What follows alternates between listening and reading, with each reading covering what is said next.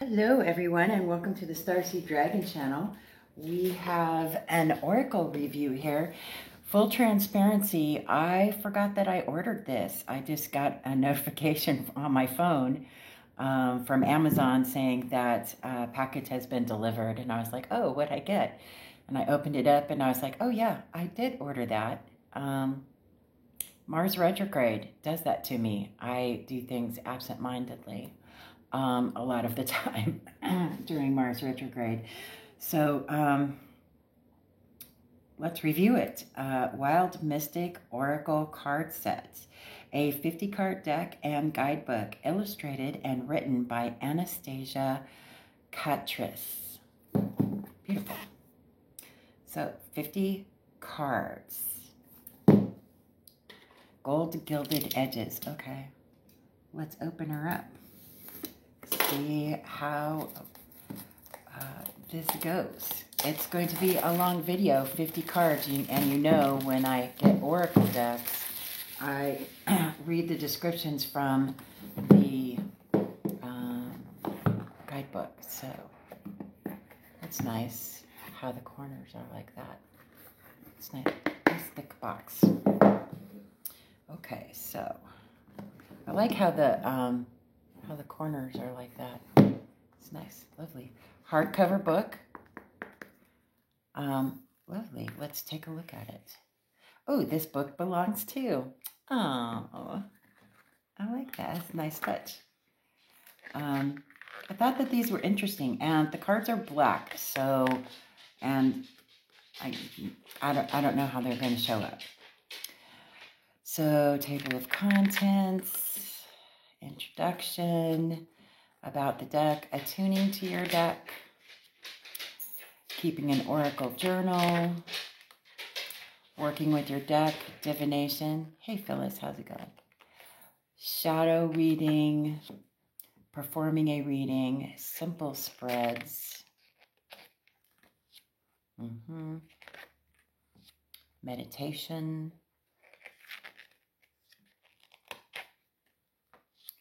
spell work, and here we go with the descriptions. In the back, bibliography, artist note about the artist. Let's see, what is this? Is this continued? Yep, symbols. Okay, so we have symbols in the back here. Good. So let's see the description. Okay, so these are going to be long descriptions. I will read the whole thing. The regular description, the shadow reading, and correspondences. Let's see if that's how it's laid out for all of them. That looks like it's how it's laid out for all of them. So I'll read the whole thing. Why not? Let's get into the detail of this. I obviously just stumbled upon this and added it to my order that I did the other day, obviously, and I forgot about it. So, lovely box. Very well made box. Nice little container here. Wild Mystic Oracle deck. Okay, so this is the back of them. Shiny. So they're glossy cards. And they're black, so if there's glare, I apologize. All right. It does have, it's not a shiny gold gilding. It's just a what do you call it? Matte gold gilding, but the cards are glossy. Okay. So I've got a few of them. This is going to be a super long reading, so pace yourselves, everyone. Pace yourselves. I have to tell myself the same thing, right? Okay, so let me get close up, get as close as possible. Just sorry for the rearranging of the camera.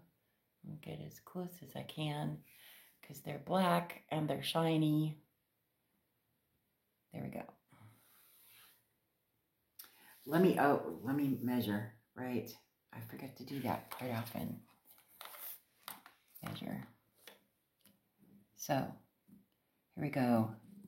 It's like 4.5 inches or 11.5 centimeters, approximately, by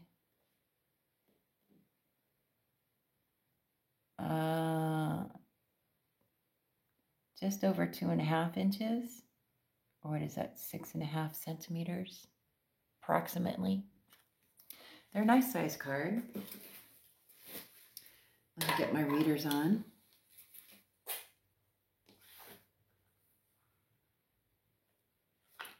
And here we go. First card, Ant, collaborate. This card invokes themes of teamwork and cooperation. Many creatures work in harmony with one another to achieve their goals, be it the gathering of food, protecting themselves, or creating a home. This card may be telling you to accept help from others or encouraging you to ask for help when it is needed. You do not have to follow your path alone. The ant is an exceptional worker who labors in collaboration with a great many others of their kind.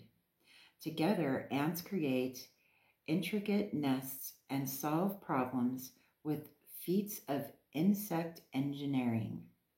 They create bridges or ladders from their own entwined bodies to pass obstacles. This card encourages you to work alongside others to achieve your aims or overcome your obstacles. The alchemical symbol for tin is pictured above the ant's form. Tin has been used in many alloys, from bronze to pewter, and serves as a protective plating for steel against rust. Much like the ant, it is a strong collaborative force. This card reminds you that there is strength in numbers and that in surrounding yourself with like-minded people, you may achieve great things. Shadow reading. From Aesop's fable of the ant and the grasshopper to the Christian Bible, the ant is considered a forward planner who prepares for the future. The shadow reading of this card may therefore be a sign to prepare yourself for a change of circumstance.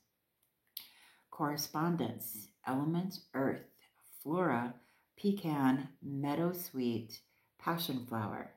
Stones, chalcedony, cinnabar, yellow fluorite, solidite. Spell work, encouraging harmony in the workplace, home, relationships. Blessings on a project or exam. Okay.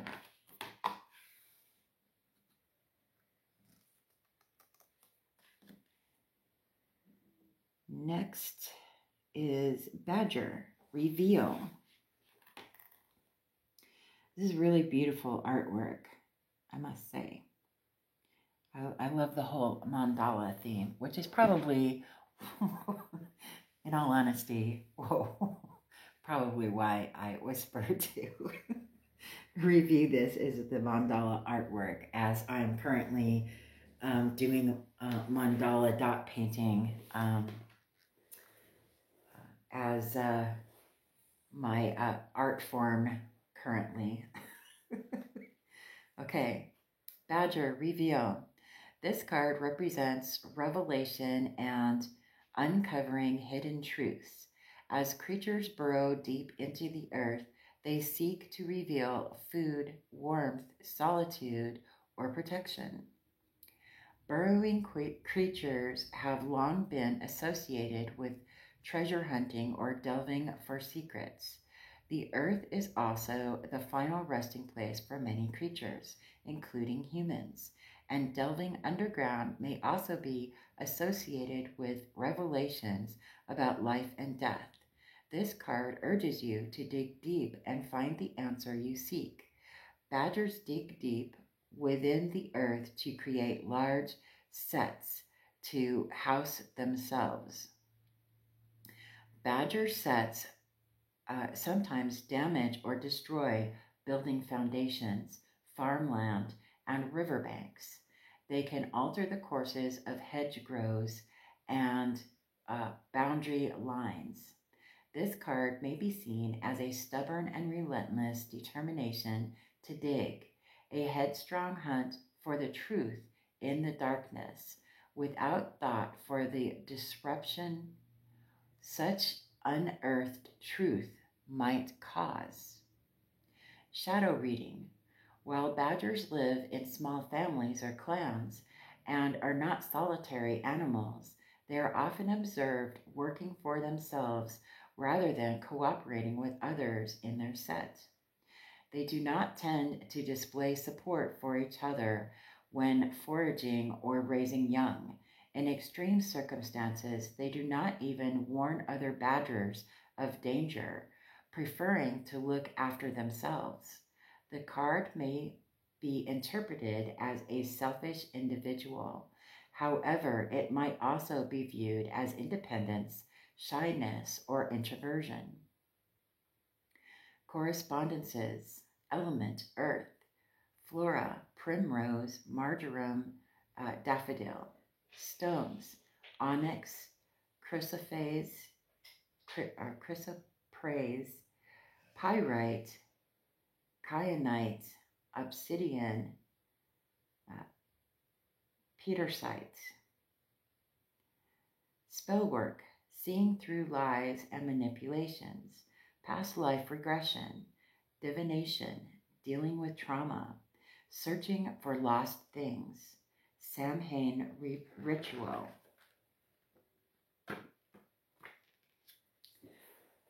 Beautiful. Okay. Next card.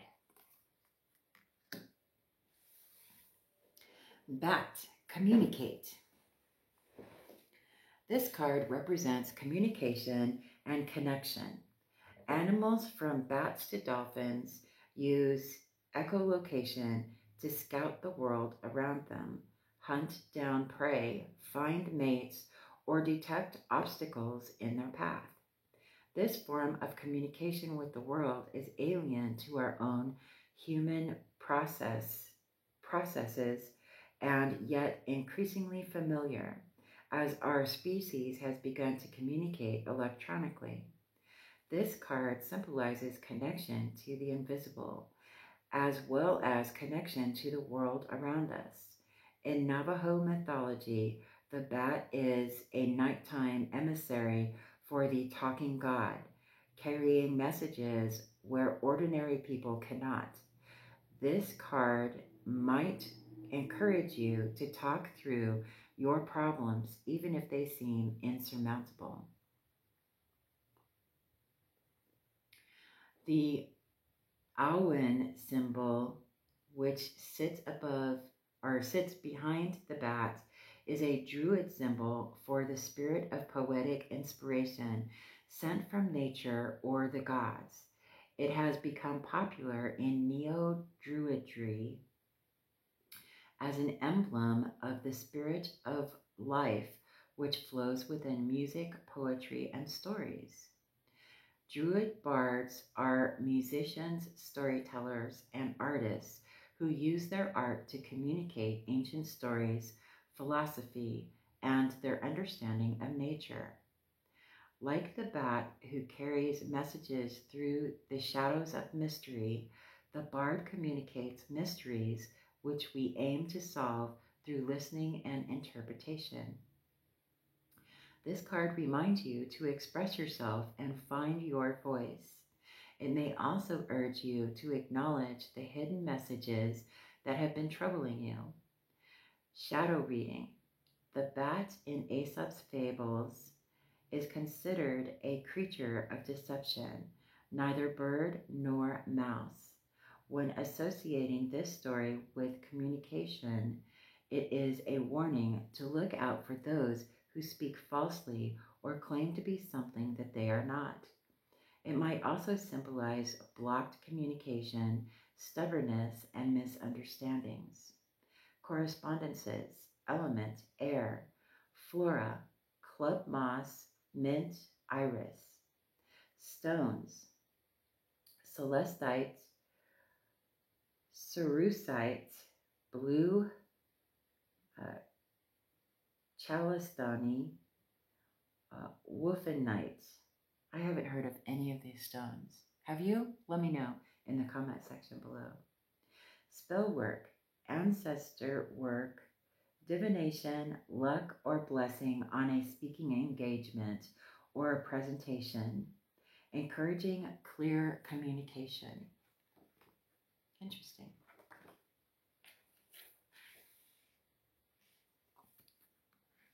Beautiful. What a beautiful card. Bear, rest.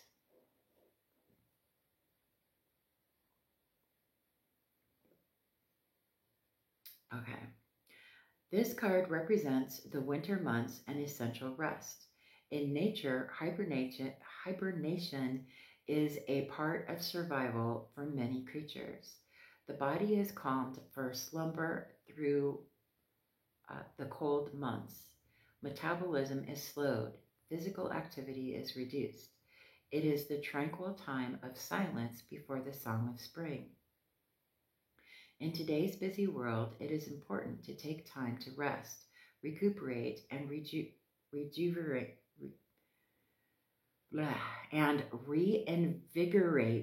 yourself.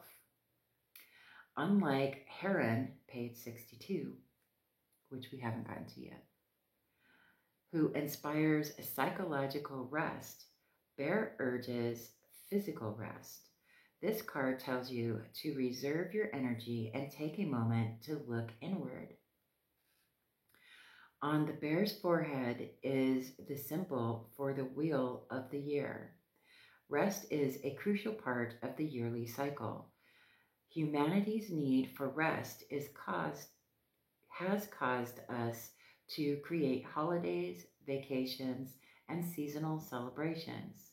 This card is a reminder that we all have our own cycles of being, to which we should listen. Whether you are a night owl or an early bird, if the darkening seasons affect your mental health, or if you menstruate, cycles can affect your mood and way of life. This card is a reminder to listen to your needs and rest when required. Shadow reading. There are many forms of hibernation, generally caused by weather, lack of food, or seasonal cues. Bears enter a form of torpor. While their bodies use minimal energy, they are still able to wake if necessary. The bear can be a symbol of readiness, able to rise from slumber and spring into action. Many cultures also see the bear as a representation of power. Warriors such as Scandinavian berserkers donned bearskins to frighten their enemies or harness the bear's power. The bear at rest is a coiled spring ready to act if disturbed. This card may symbolize a well of untapped power, a simmering temper, or burgeoning potential. Correspondences. Element, earth. Flora, lavender, chamomile, passionflower, valerian. Stones, rose quartz, hematite, malachite, amethyst, howlite, smoky quartz. Okay, I've heard of those. I actually have those. Spell work, sleep, dream work, calling on reserves of energy, strength, self-care, winter rites, Yule ritual. Yule.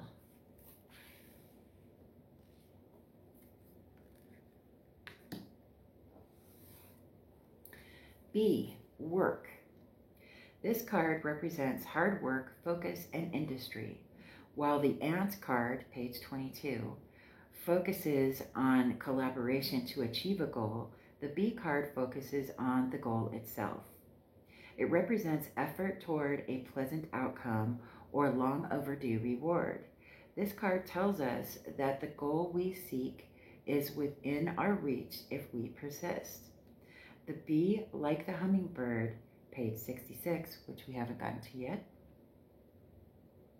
is often associated with the sun.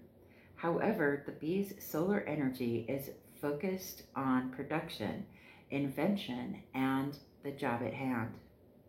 The ancient Egyptians are considered the first people to create artificial hives for producing honey, though wild honey harvesting is also an ancient practice, and the development of domesticated hive-based farming is still being researched.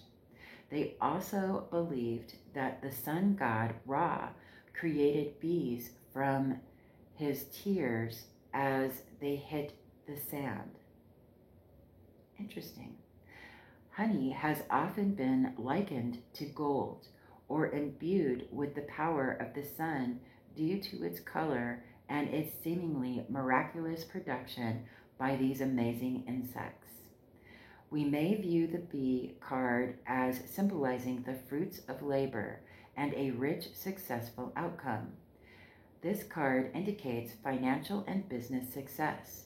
It is industry at its most rewarding, and the sun shining down on your back is as you toil. Shadow reading. The shadow reading of the bee card is lethargy, ennui, and stupor. It is the sun overshadowed. It is the exhaustion felt when one has lost passion for a project or excitement for work. The shadow interpretation of the bee card may tell you it is time to mix things up, change your perspective, or perhaps give up on the project altogether if it no longer brings you fulfillment. Correspondences. Element is air and fire. Flora is amaryllis, amber, cowslip, and mace. Stones, citrine, fluorite, sodalite, amazonite. I also have all of those, so I know what those are. Spell work. New job, standing out from the crowd in a workplace, focus on the task at hand, money magic, simmer, summer solstice, summer rites. Okay.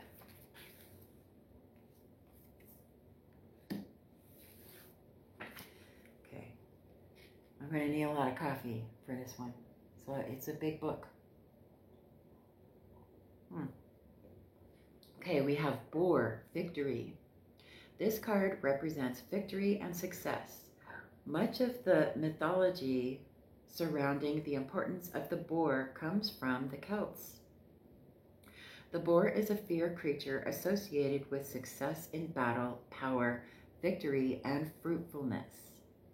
The boar card tells us that a great triumph or achievement is imminent and that a period of trial is reaching its end. It is a card for realizing potential and accomplishing goals. It encourages empowerment and growth. The boar tells us that we are on the right track, and this pathway will lead to riches, fulfillment, and greatness. If you read this card alongside other cards in a spread, it empowers those cards with its optimism and positivity. Boars are great foragers and adaptive and versatile with their diets. The Boar card may also reference the ability to make something out of nothing and gain success in places often overlooked by others. Shadow reading. As well as being considered a creature of power and victory, the boar was heavily associated with battle and war by the Celtic people. The boar card may indicate a conflict standing in the way of your success or an obstacle to be overcome. Correspondences. Element is earth. Flora is basil, bay, bergamot, golden seal, and pecan. Stones: citrine, howlite, pyrite, sunstone. Spellwork: attract success, money, magic, new job or promotion, luck and fortune, gaining a good outcome in a decision or competition, and fertility rites. Interesting.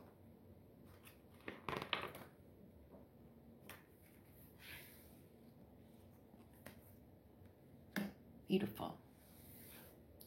Okay, coffee break.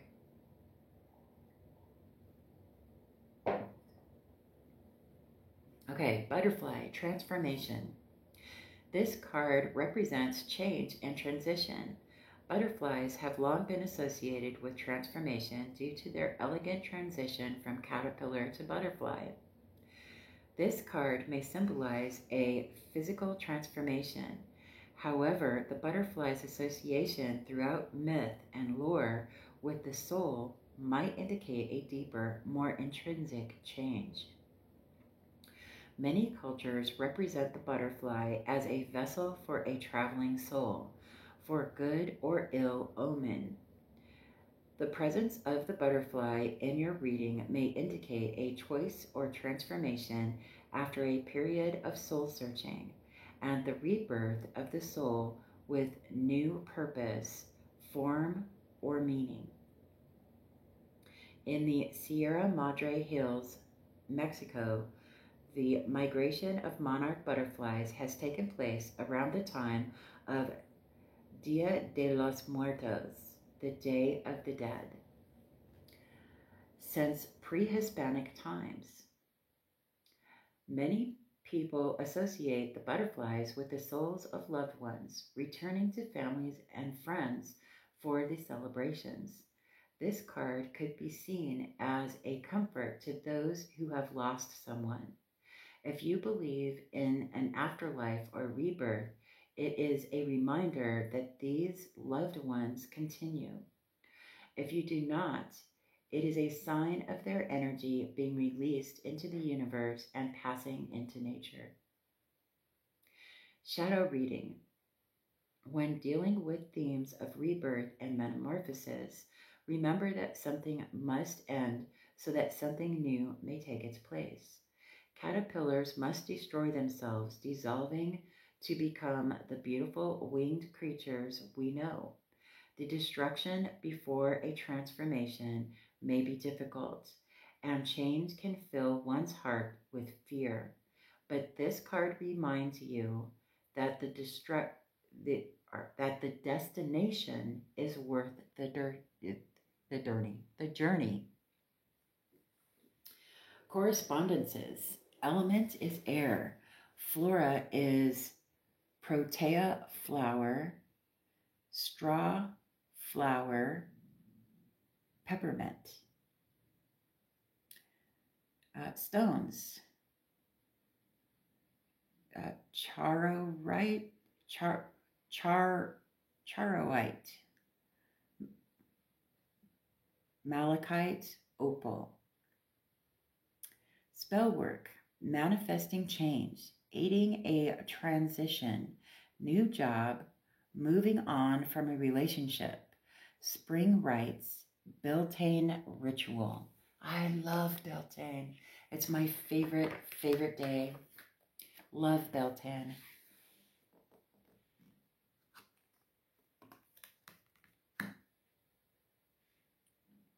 Okay.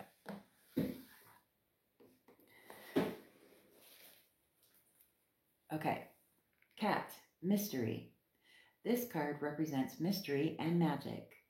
From the animal familiars of European folklore and witchcraft to the totems and spirit animals of shamanic practice and many North American indigenous cultures, people the world over have viewed animals as guides into the realm of magic and the inner workings of the soul.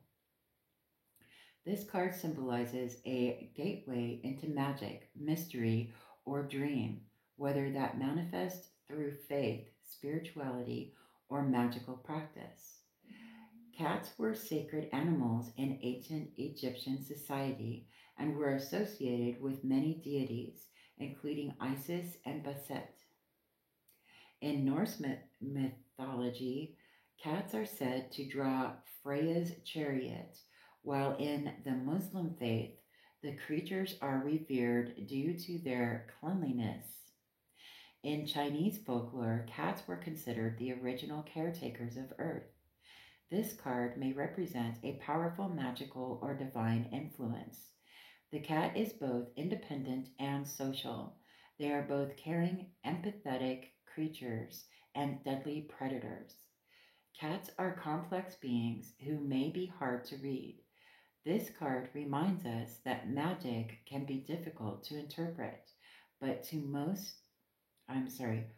trust in what the universe has in store for you. Shadow reading.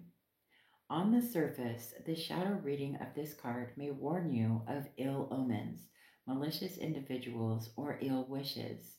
The black cat has often been maligned by folklore and Christian history as a portent of bad luck and evil. This is primarily a result of the demonization of cats and witches, familiars, during the European and early American witch trials, and has sadly endured as a superstition today. The shadow meaning of this card may warn you against seeing misfortune or curses where there are none. Superstitions can be simple coincidence, and bad luck does not necessarily indicate a curse. Correspondences. Element is spirit. I love it. Flora, primrose, carnation, catnip, cinquefoil, myrrh, and violet. Stones, labradorite, lapis lazuli, merlinite, opal. Spellwork, past life regression, divination, seeking answers, amplifying others' spellwork, Samhain ritual. Okay, we all knew that last one was coming, right? All right. Because cats can travel through realms, right?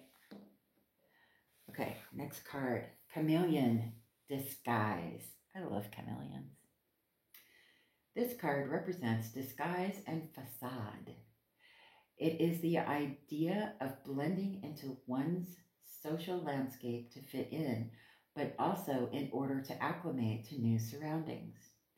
The natural camouflage of the chameleon might be interpreted as deceptive or duplicitous in one reading, but it may also signify the need to protect oneself by blending in and becoming invisible.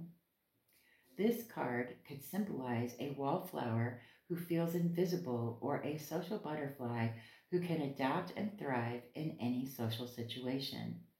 While we largely associate the chameleon's color-changing ability with camouflage, it is also used to signal their intentions, health, temperature, and feelings. The chameleon card may represent wearing your heart on your sleeve and allowing your deeper feelings to show. This card may also represent those born under the Western zodiac sign of Gemini. Shadow reading. While hiding from danger can seem like the best course and is a valid tool for survival, you must be careful not to blend in so fully that you lose yourself. Take time to recover from the danger, heal yourself, and learn to live boldly once again. Do not be afraid to show the bright colors of your personality to the world. True. Correspondences. Element is earth. Flora, amaranth, chicory, monkshood, poppy, skeleton flower. Stones. Bloodstone, tiger's eye, chrysoprase, I don't know what kind of stone that is. Tourmaline. Spell work. Protection from those who seek you, to aid in difficult social situations, making new friends, aiding social acceptance. Interesting. These cards are very informative and very interesting. What do you think so far? We have quite a few left to go, so that opinion could change. I don't know. We're not done yet. I'm not giving you any opinions until we're done. Just making an observation in passing. Cow, provide. Isn't that pretty? What a pretty card. This card represents production and provision. Domesticated farm animals, throat chakra. Okay. Domesticated farm animals have provided for humans for centuries, and whatever your views on animal agriculture, it is difficult not to associate these extraordinary creatures with our progress, nourishment, and development. Whether it is ancient Egyptian worship of sacred bulls, the white bull of the Celts, or the cattle of Helios in Greek mythology, cattle have been important to many cultures, often symbolizing fertility, virility, harvest, and plenty. This card can signal things coming to fruition, prosperity, and reaping benefits. In India and the Hindu faith, the cow is venerated, and laws help protect cattle from slaughter and mistreatment. In Hindu mythology, deities took the form of the cow to provide humanity with sustenance. This care for cattle is reflective of ahisma, an ethic of Buddhism, Hinduism, and Jainism, or is it Jainism? Jainism, which encourages nonviolence.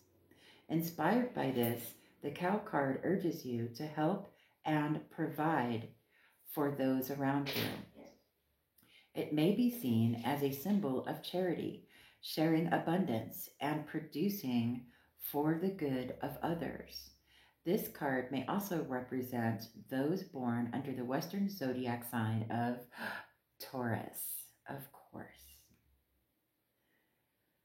Shadow reading. Harvest is not always fruitful, but it is always followed by winter. The shadow reading of this card might be that you are in store for a hard winter, and the fruits of your labor will not necessarily sustain you. Instead of allowing this to defeat you, learn from it, gather the tools you need, and surround yourself with allies who will help you. There is always next year. Correspondences. Elements is earth. Flora is clover, cowslip, grass, vegetables, barley. Stones. Tree agate, moss agate, bogey stone, I've never heard of that. Tourmaline. Spell work. Harvest festivals or blessings, embolic rituals, animal magic, garden magic, Lammas ritual, Mabon ritual. Beautiful.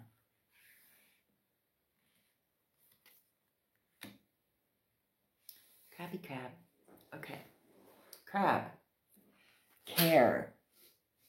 Things are falling off of my shelter. This card represents self-care and navigating the sea of strong emotion.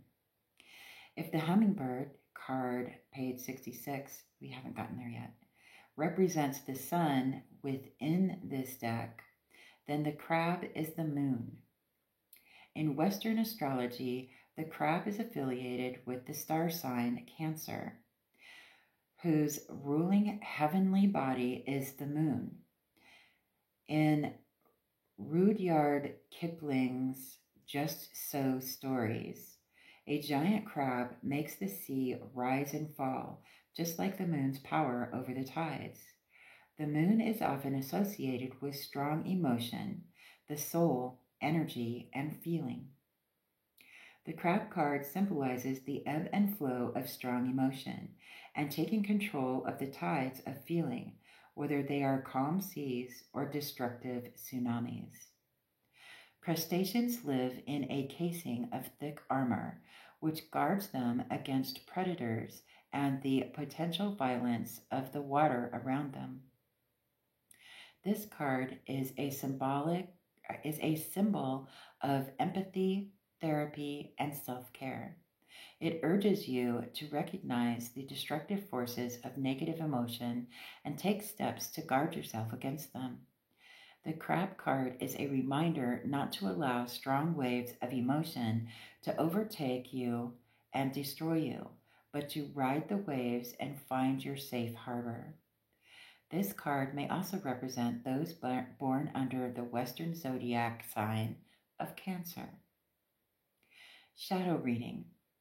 A shadow reading of the crab card could be a warning that the waters have reached far over your head and it is difficult to see the surface. Emotions, feelings, invasive thoughts, and destructive anxiety have overwhelmed you, and it is time to swim for shore. Correspondences. Element, water. Flora is jasmine, St. John's wort, motherwort, benzoin. Stones. Moonstone, rhodonite, garnet, labradite. Spellwork. Self-care, calming strong emotion, healing work for mental illness, and lunar magic. Beautiful.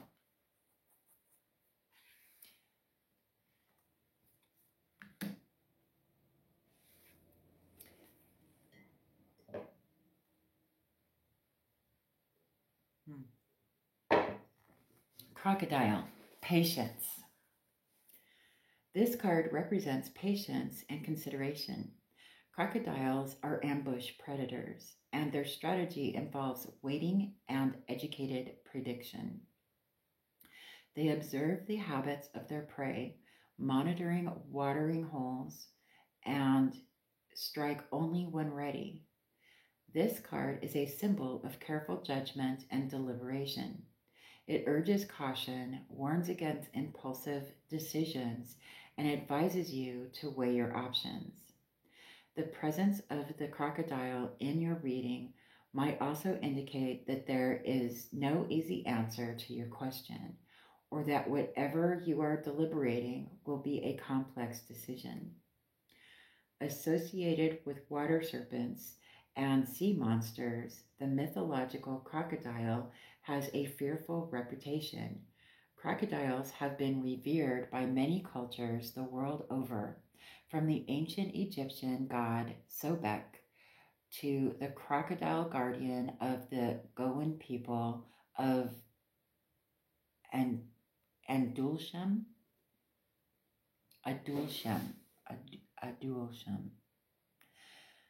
Their prehistoric appearance and slow predatory style, leading to explosive and devastating attacks, make them similar to the shark in many ways. In Indonesia, a popular myth sees the shark and crocodile battle each other, with the shark taking control of the water and crocodile the land. read read alongside the shark card, page 102. The crocodile may be seen as the earth equivalent to the shark's watery, intangible fear. The crocodile is a more definite and corporeal problem that can be solved rather than one of the mind. Shadow reading. While the hunting crocodile seems placid and still on the surface of the water, this patient predator bides his time before ultimately attacking. The shadow reading of the crocodile card may caution you not to become stagnant due to indecision. Sometimes decisive action must be taken to seize your prey. It may also be read as guidance not to push someone's patience too far.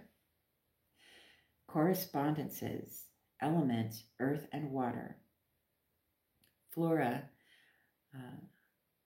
galangal root, bellamy, astilbe, I don't know what that is, fern. Stones, blue lace agate, obsidian, aquamarine. I also have all of those, so I know what those are. Spell work, promoting coming to a decision, promoting patience, a positive outcome of a judgment. Interesting read this book is. Dear, kindness. Look how pretty that is. These are very pretty cards. I didn't think that I would get too much into them personally because of the black background. The darkness I was afraid would overcome. Just kind of like that, the coffee cup oracle. It's a lot darker than it looks on camera. It's a lot darker. You can barely see the design, in real life as opposed to on camera. You could see it a lot better. Okay, so dear, kindness. This card represents kindness and understanding. The deer is often associated with innocence and purity in Christian mythology, inspiring conversion and piety. In Greek mythology, Hercules' son, Telephus, was abandoned by his mother in the countryside, where a doe suckled and cared for him, keeping him alive. The deer's kindness is selfless and compassionate. It is a sweet kindness and friendship fueled by unconditional generosity. This card heralds positive social interactions and new friendships. It also urges openness to charity and the kindness of other people. The innocence and purity of the deer card asks you to enter into a relationship, decision, or experience with a light and open heart. As if unburdened by hurt, it urges you not to filter this new experience through past pain or trauma and treat the situation as fresh. Be kind to yourself and others and allow this fresh beginning into your life. This card may also represent those born under the Western zodiac of the sign Virgo. Shadow reading. The shadow reading of the deer card may be a warning against naivety and childish gullibility. It also indicates kindness in the extreme, which may lead to being taken advantage of or exploited. Correspondences.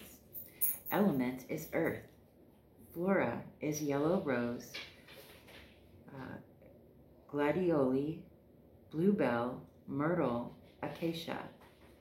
Stones, pink, chalcedony,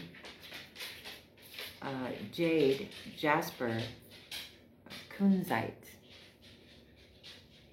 Spell work, strengthen or encourage bonds of friendship. Attract friends into your life. Aid someone in seeing another point of view. Spring equinox ritual.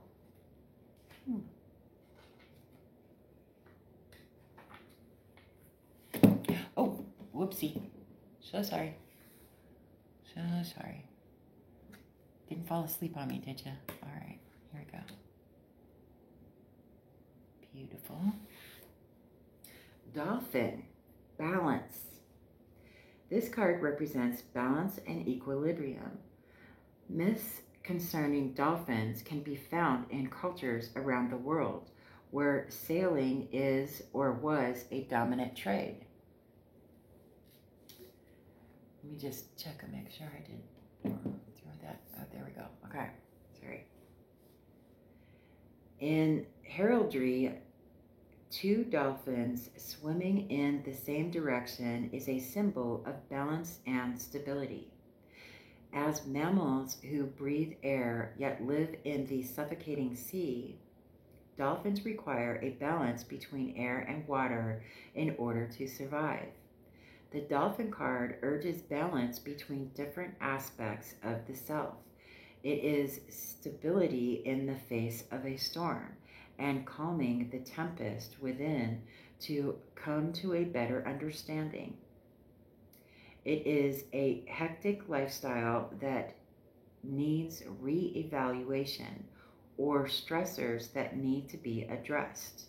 This card may also be asking you to question if your mind, body, and spirit are in balance, or if upheaval might be necessary to achieve equilibrium in the future.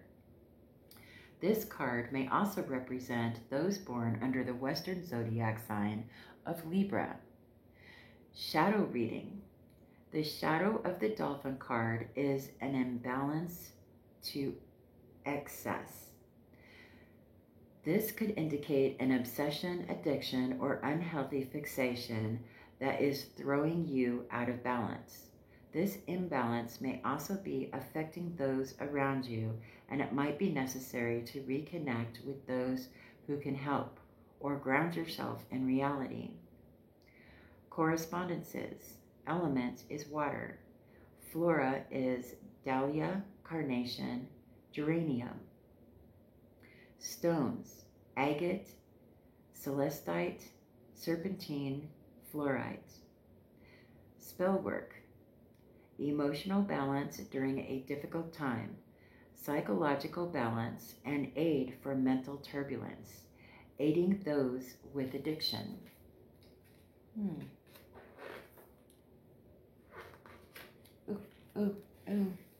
This next one's gonna be awesome, I hope. Dragonfly. Look how beautiful that is. I think this is the one that prodded me, the picture of this one that prodded me to purchase this. But again, I forgot I bought it, so. But I'm always attracted to dragonflies, obviously. They are my spirit guides, definitely my spirit guides. Okay, dragonfly, joy. This card urges you to see the joy in the world and seek your happiness. You may wish to work with this card to manifest a positive life change or help you see the light in dark times. The dragonfly is a unique insect who combines the realms of earth from the mud in which they are born, water in which they spend their adolescence, and air through which they fly as an adult, prompting you to grasp the wonders of life from every angle. Very well said. After spending much of their lives under the water in nymph form, emerging dragonflies take flight into their relatively short adult lives. This card serves as a message to find pleasure in everyday life and live for the moment. In Japan, dragonflies are considering bringers of luck and fortune, as well as symbols of victory and happiness. This card encourages you to give joy and Be open to receiving joy and happiness into your life. Shadow reading. If you are closed off to joy, we become incapable of giving to others or receiving it ourselves. An obvious shadow reading of this card could be sadness, depression, or anxiety. But another reading could also be those who try too hard to make others joyful at the expense of their own happiness. Do not be afraid to take some time for yourself, and do not close yourself off to happiness. There is plenty for everyone. Correspondences. Element, air, water, earth. Flora, chrysanthemum, marigold, calamint, celandine, oregano. Stones, carnelian, chalcedony, dioptase, ruby, sunstone.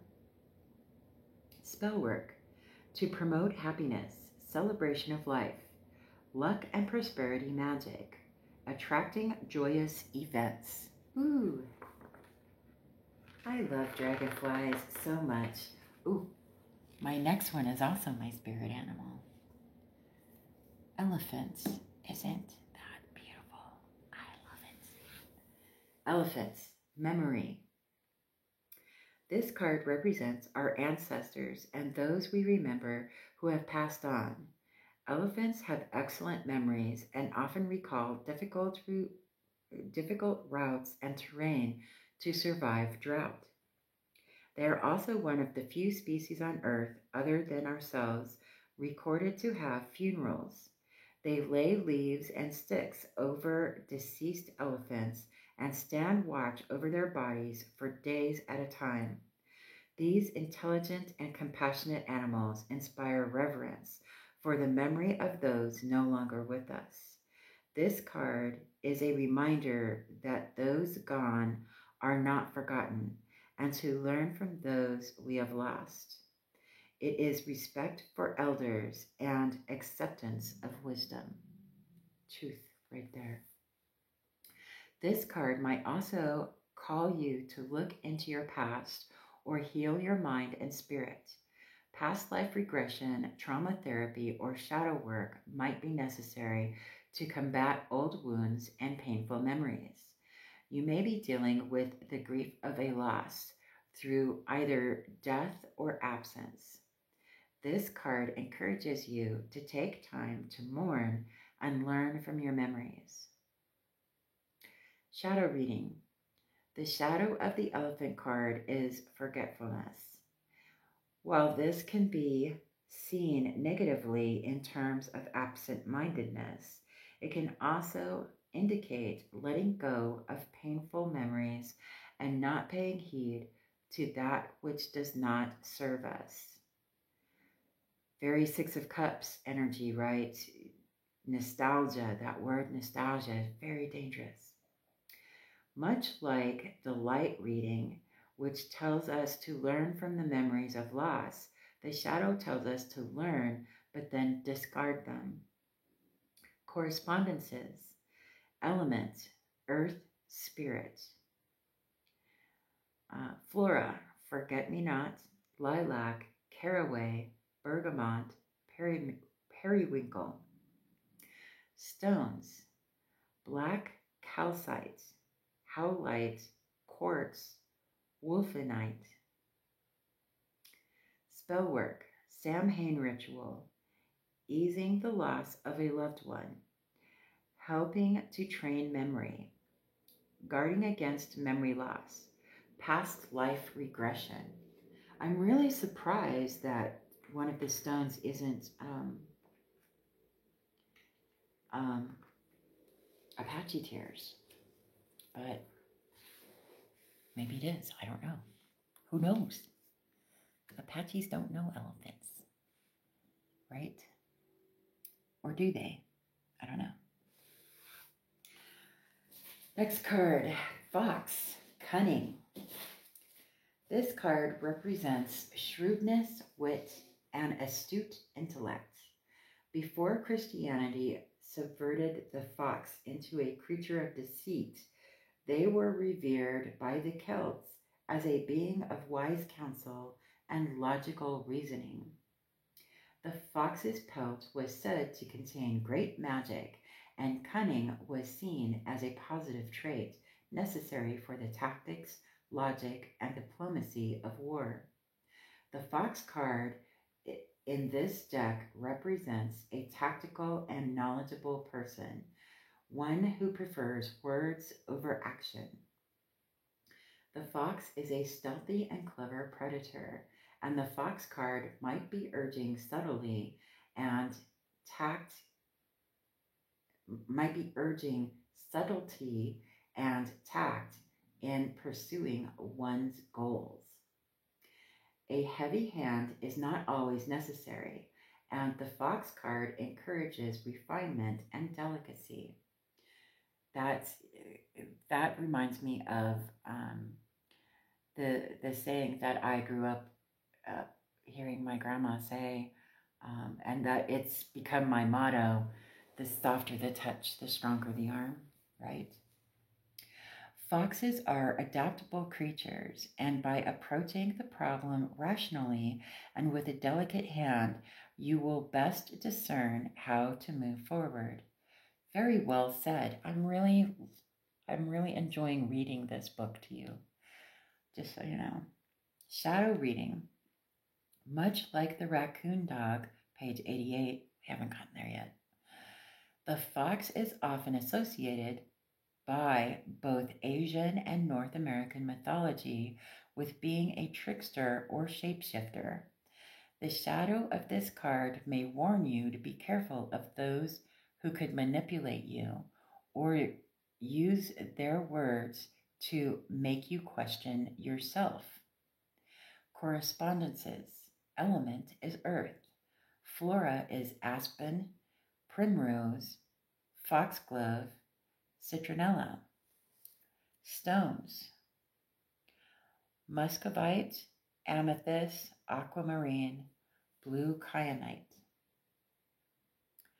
Spellwork. Promote wit and logic in difficult situations. Deal with manipulative people. Protection from being taken advantage of. Warding against feeling tongue-tied. Warding against feeling tongue-tied.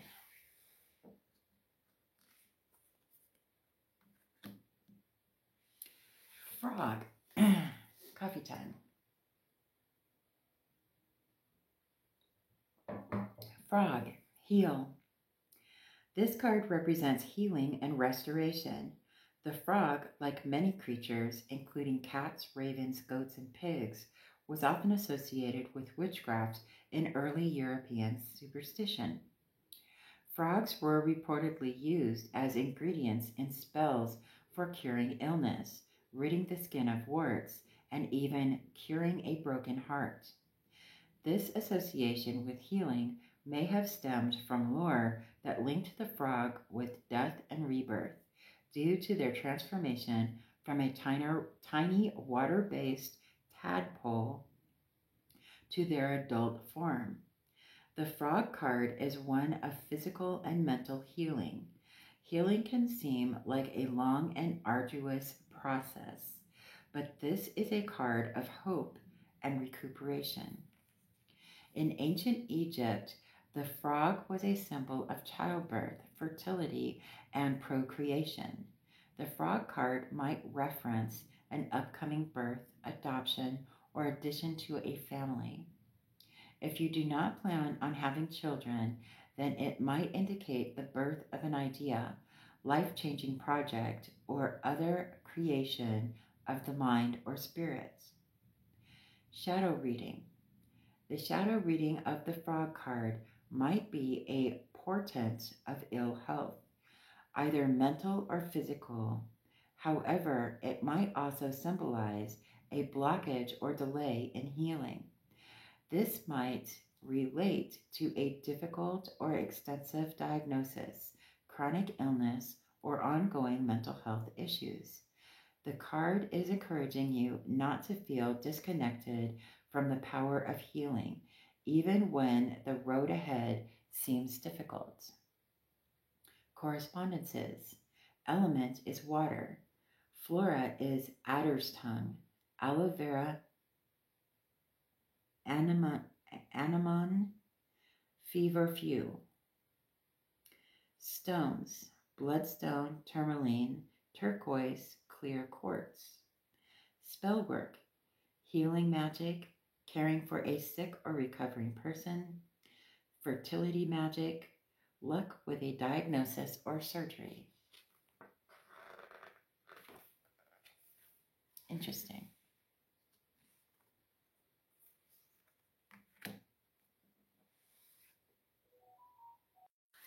Okay, sorry about that. I had to upload what I've already filmed because I ran out of film.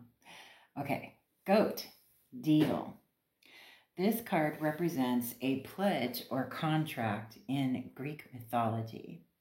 The goat is associated with the god Pan, who is in his essence nature untamed.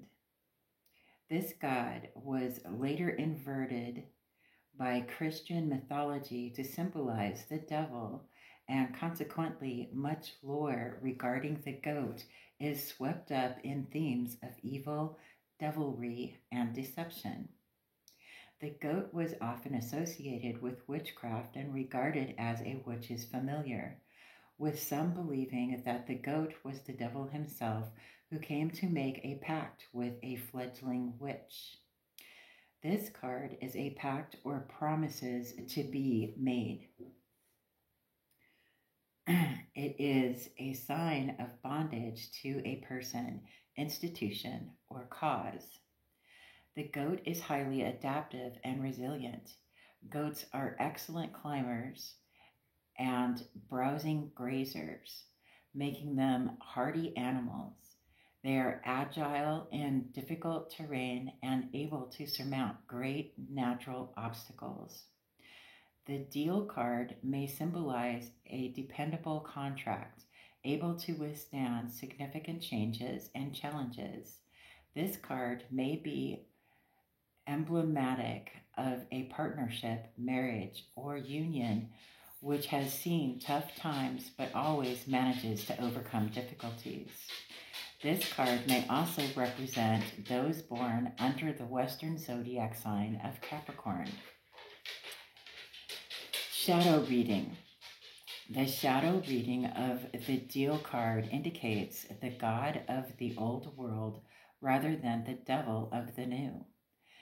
It is unbridled nature and spirit which cannot be tied down to material promise. The shadow reading of this card is chains broken, ridding oneself of an undesirable contract or freeing yourself from bondage. Correspondences. Element earth. Flora is almond, Solomon's seal, and skullcap.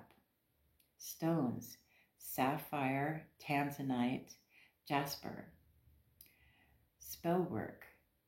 Breaking unhealthy bonds or connections, releasing yourself from promises of a past life, blessing a covenant or promise. Okay.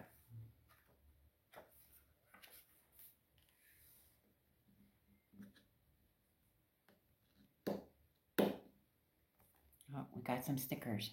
Okay.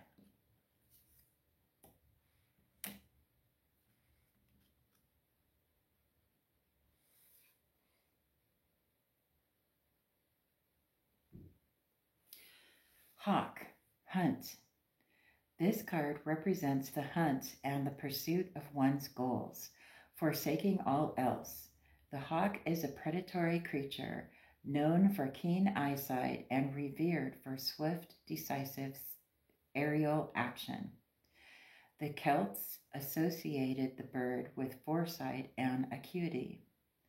The hunting technique of falconry, still used today, was once referred to as hawking and is believed to have existed for thousands of years. This card symbolizes a chase or hunt with a fixation on a specific target.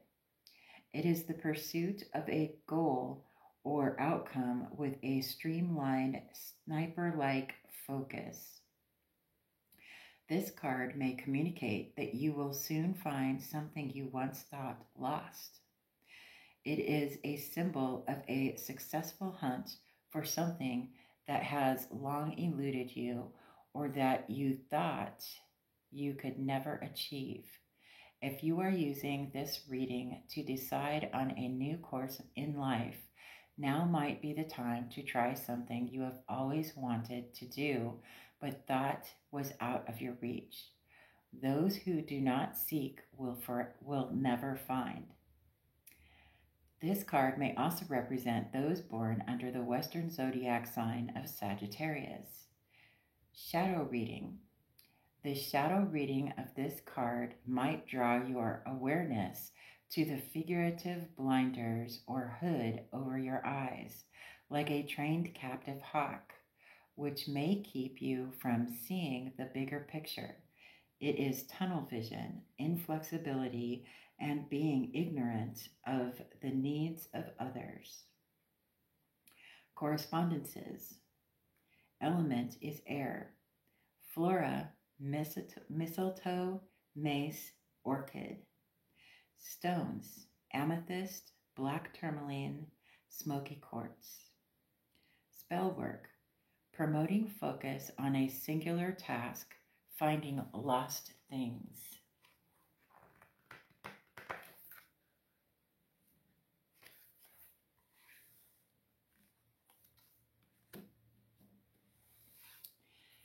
Heron, stillness. This card represents stillness and serenity. Unlike Bear, page 28, who inspires physical rest, the Heron card signals psychological and spiritual rest. The heron is a fishing bird who relies on stillness to catch prey. As they wait patiently in a calm pond, the water becomes glassy and still. Their balance upon their stalk-like legs inspires harmony, centering, and tranquility. This card urges you to stop and take a moment to center yourself. It is a card for meditation, mindfulness, reflection, and grounding. In Korea, the heron is a symbol of grace and transcendence above the mundane world. A heron on the ground is associated with earth and waters around them. But as they take flight into the boundless air, they transcend the physical. If you have been too grounded in the material or focused on the physical, then this card urges you to look higher. If the bodily reality of a situation is too definite and painful right now, focusing on mental journeys might be safe and healing. Out-of-body experiences, visualization, and higher consciousness may be calling to you as ways to get through the present situation. This card may also represent those born under the Western zodiac sign of Aquarius. Shadow reading. As the heron strikes and plucks a fish from the water, the splashes of chaos take over and ripple out. Stillness may be the calm before the storm. Alternatively, the ripples of someone else's chaos may be threatening to surge into your world. Correspondences. Element, air and water. Flora, cypress, reed, lily of the valley, magnolia. Stones, moss agate, blue calcite, chrysocolla, and jade. Spellwork, promoting inner calm and peace, quelling fear and doubt.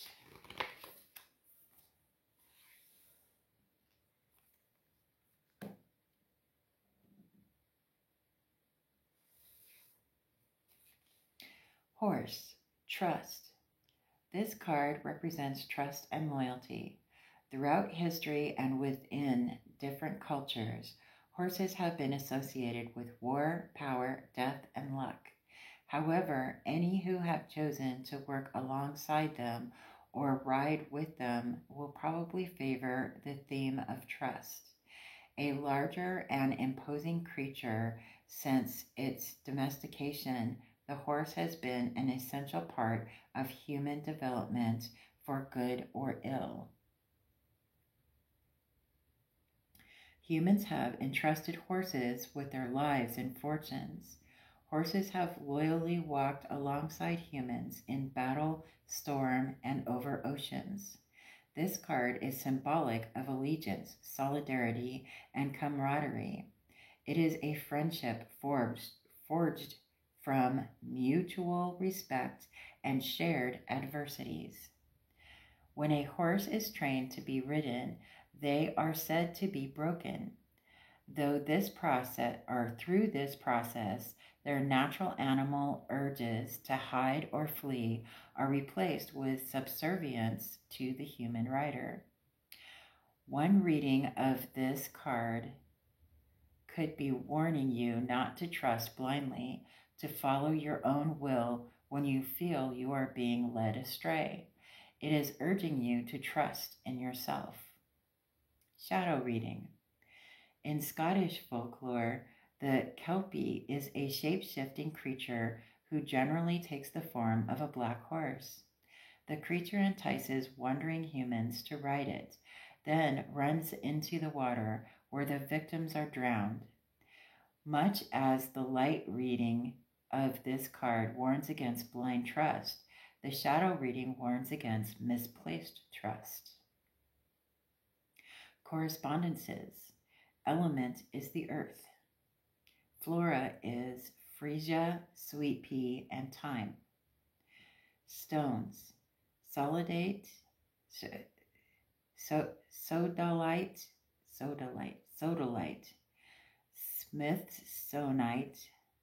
smithsonite, amber, chrysoprase. Spellwork. Blessing a marriage or union, encouraging trust and understanding between people, guarding against fraud.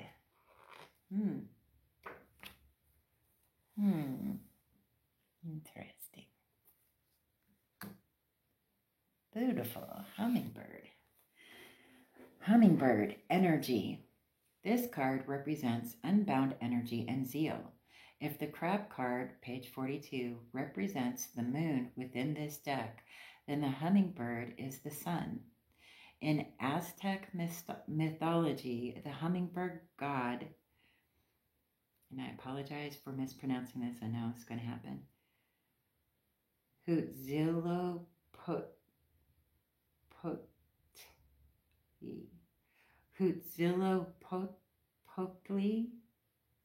Huitzilopochtli, sorry if I mispronounced that, was the god of the sun, while Mayans considered the small jewel-like creatures to be the sun in disguise. The hummingbird card represents not only the energy that the sun produces, but also the energy we take in. It is both energy given and energy received. This card is excitement, enthusiasm, and unrelenting vitality, while the salmon card, page 96, is a marathon.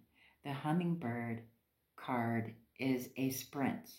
Just as hummingbirds have developed long beaks and tongues for the singular task of collecting nectar from long-necked flowers, the hummingbird card may symbolize a pinpointed, exact task at hand. However, this also might indicate tunnel vision and merciless hyperfixation. Excitement for a task does not always mean that it should be a priority. Shadow reading. The shadow reading of this card warns against things going too fast.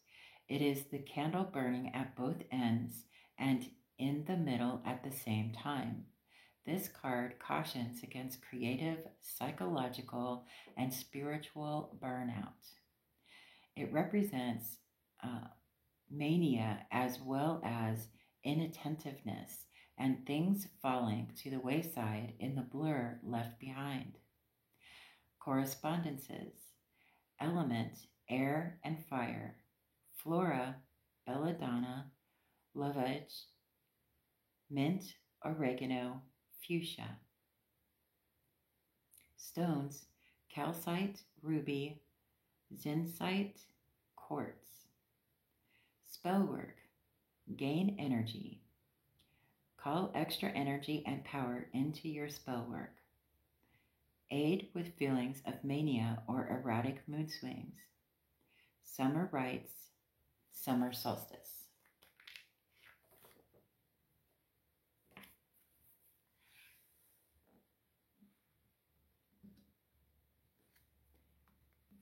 Got some sticky ones. That's okay. That happens when cards are glossy. I've noticed that they tend to stick together, especially when they're new. Once they're worn in, it's kind of like a pair of good leather boots. You got to wear them in before they stop causing blisters and calluses, right? Same thing with glossy tarot cards. They'll stick together until they've been worn in, right?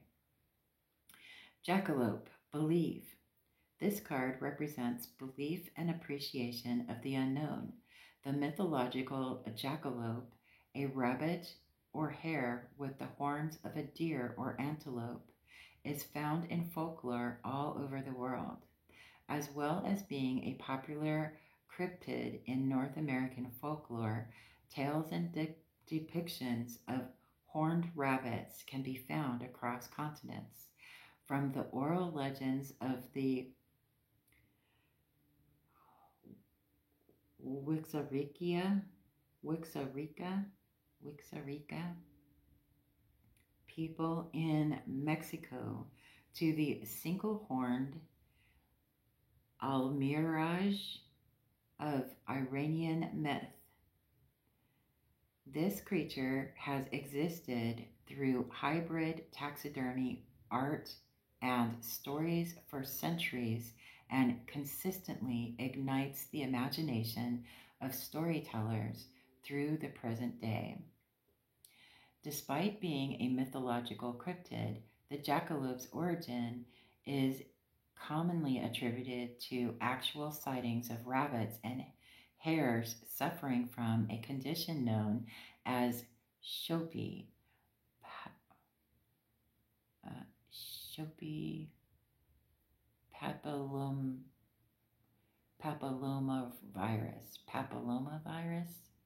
papillomavirus, which causes them to develop horn-like growths on their bodies.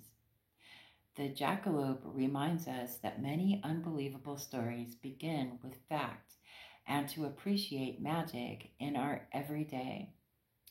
This card encourages unique perspective and eccentricity and is a symbol of powerful creativity. It carries the message to believe in yourself and know that there are forces within you that have yet to be seen or believed by others. Shadow reading. The shadow of the jackalope card is belief and imagination taken to excess. You may become lost in your own dream world and forget to come back down to earth. Often that world may seem safer or more accepting, while the real world is harsh and difficult. But with your creativity, you can find a balance between both worlds. Correspondences. Element is spirit. Flora, hawthorn, violet, elecampane. Stones, pineapple amethyst, alexandrite, merlinite.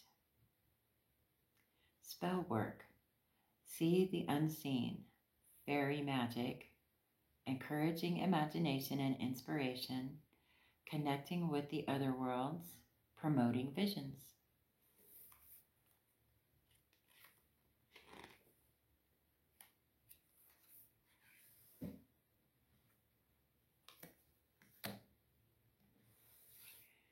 Jellyfish, intention. This card represents intention and psychological sensitivity. The jellyfish is near translucent, undulating and streaming, mimicking the water. Despite seeming to move with the ocean, jellyfish have intent and purpose, propelling themselves and creating small vortexes in their wake. While the salmon card, page 96, protects the idea of swimming against the current, projects the idea of swimming against the current, the jellyfish encourages you to work with the current to find your way. It is a card of going with the flow and trusting the process. Setting your intention is the first step. Trusting in the universe and the path it has set for you is the second.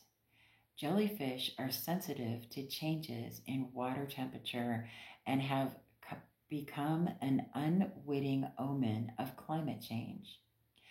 As waters become warmer and the oceans are disrupted, coral is dying and jellyfish are gathering more frequently and outside of their regular habitats in great numbers, known as jellyfish blooms. These mass gatherings can lead to altered nutrients in the water, creating a ripple effect on other animals and plant life. This creature's sensitivity to change is ominous of danger and impending doom in our climate. The jellyfish card urges awareness of the world around us. It is a card of changing our intention to something better and more beneficial. Shadow reading. The outstretched, translucent arms of the jellyfish are difficult for prey to see until it is too late. The shadow reading of this card tells us to be careful of hidden dangers and use our intuition to find safer waters. If we cannot find safer waters, we might need to work on making the waters around us safe so that we may swim without fear. Correspondences. Element is water. Flora. Arnica, Bistort, Acacia, Damiana.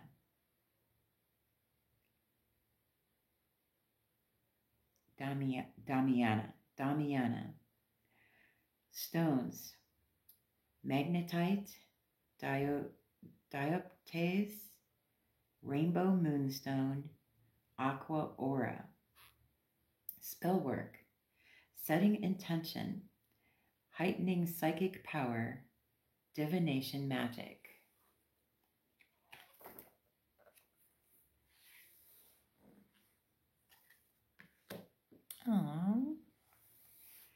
Koala, protect. This card represents protection from harm and comfort in difficult times. Unlike the Scorpion card, page 98, this card encourages a caring and reassuring form of protection, often associated with caregivers. This card is the protection of a safe place, a thick blanket rather than a suit of armor. Despite its bear-like appearance, the koala is a marsupial. As with most marsupials, koalas care for their young using an abdominal pouch, keeping them safe, close, warm, and nourished. Koalas tend to avoid energy-heavy,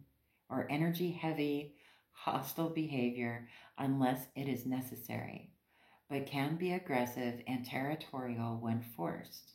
The koala card represents comforting protection. Sadly, many myths and legends of Australian Aboriginal peoples have been lost due to their recent tragic history. One surviving story from the gonna mess this one up. Gumbayngur people of New South Wales is that of the Great Flood, in which a little boy uses koala intestines to create a bridge between the islands that emerged from receding floodwaters. After the bridge was built, the people of Africa joined those of Australia, and the different Aboriginal tribes were born. Much like modern conservation efforts to keep the koala from extinction, this card promotes conservation of nature, protection of culture, and caring for others. Shadow reading. The koala gets very little energy from their diet, so the creatures conserve their energy through slow movement and regular rest. Consequently, the koala is often associated with laziness or lethargy. A shadow reading of this card may indicate protection without teeth. It is an offer of safety and comfort without sustaining the offer with action, care, effort, and defense. Correspondences. Element, earth. Flora, eucalyptus, angelica, calendula, motherwort. Stones, cat's eye, carnelian, chlorite, fluorite, lapis lazuli, peridot. Spellwork, protection of a loved one, the blessing of a new child, dispelling nightmares.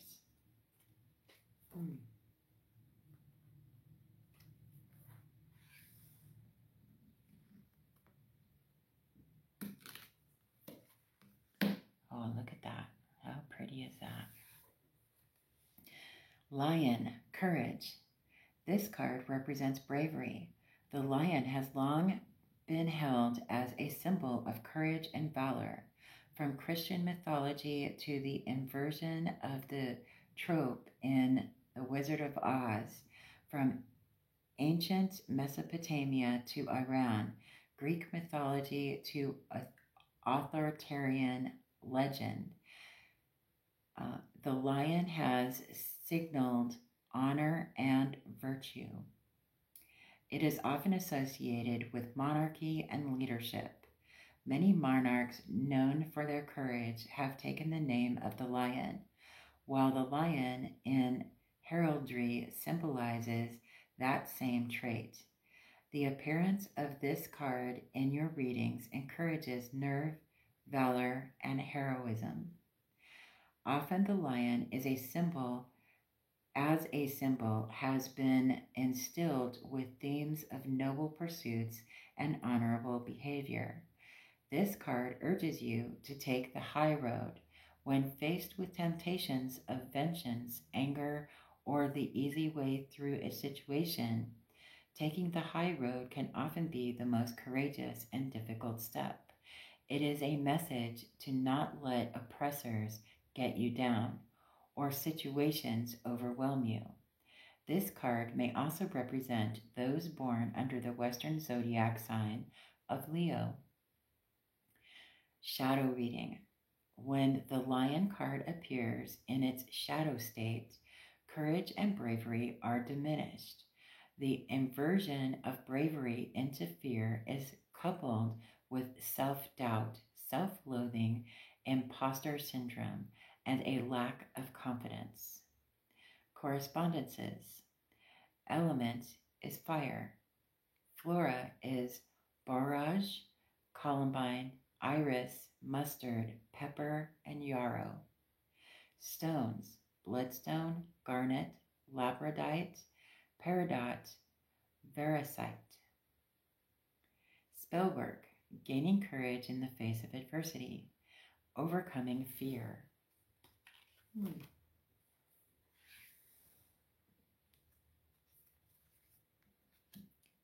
These are beautiful cards so far. What do you think? Let me know in the comment section below. Monkey, play. This card represents playfulness and embracing one's childlike instincts. In the folklore of the Philippines, monkeys are associated with children who turn into small primates through laughter.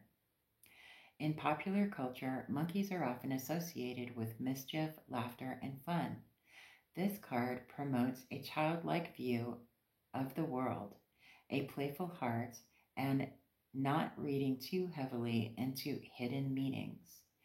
This card may be seen as a call to heal the effects of childhood trauma or familial emotional abuse. It asks you to care for your inner child and allow them to play. Do not take matters so seriously and allow yourself to let go once in a while. Embrace the present rather than always thinking of the future. One of the most popular depictions of the monkey in Chinese literature is that of the Monkey King. Sun Wukong from the 16th century novel Journey to the West. Beginning life as a playful wild monkey, Sun Wukong becomes a traveler, warrior, hero, and great magical being. The card might indicate an adventure or journey with the fun of allowing new and exciting ventures into your life and discovering how they will allow you to grow and change. Shadow reading. The Buddhist term monkey kind denotes a mind that is whimsical, uncontrollable, and unsettled. The shadow reading of the play card might be telling you to put childish ways aside and confront feelings of immaturity, selfishness, and impulsiveness. Correspondences. Element, earth. Flora, caraway, hyacinth, monkey flower, daisies. Stones. Pink, chalcedony, smithsonite, chrysoprase, dioptase.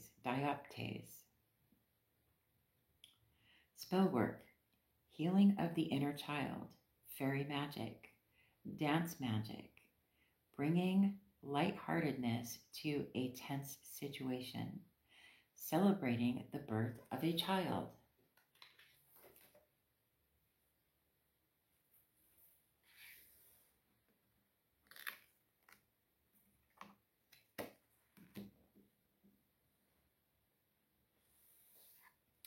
Moth, death. The word death may at first cause you discomfort, but in the natural world, death is an essential part of rebirth, new growth, and sustaining life. While you may choose to view this card as a representation of physical death, understand that it also signifies symbolic death. This card may mean the end of a journey, the end of a relationship, or the end of an attachment. It may also represent the end of one path and movement on to the next. While the moth is known as a creature of shadow and night, we must remember that it is always seeking out the light. Leaves may fall and rot into the earth, but their decay feeds new growth. This card may symbolize hope and happiness in the face of life-changing events or endings, or a new beginning after a life-changing event. The moth card may be urging you to let go of old thoughts, traumas, and anxieties that stagnate your mind, or to cut bad habits from your life that may be holding you back from real change. Shadow reading. A change is on its way, whether we like it or not.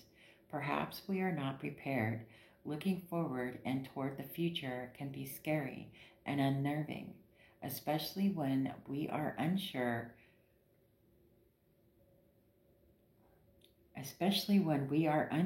of the route we must take. The moth may fly too close to a flame and burn. A life-changing event may be on its way. Correspondences. Element, air, and spirit. flora, alder, bluebell, cypress, elder. So there's alder and elder, and willow. Stones,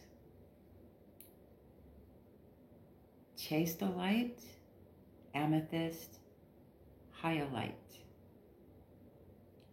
Spellwork, Samhain ritual, funeral blessings, ancestor work, speaking to those beyond the veil, blessing a new beginning after a big life change, dealing with grief.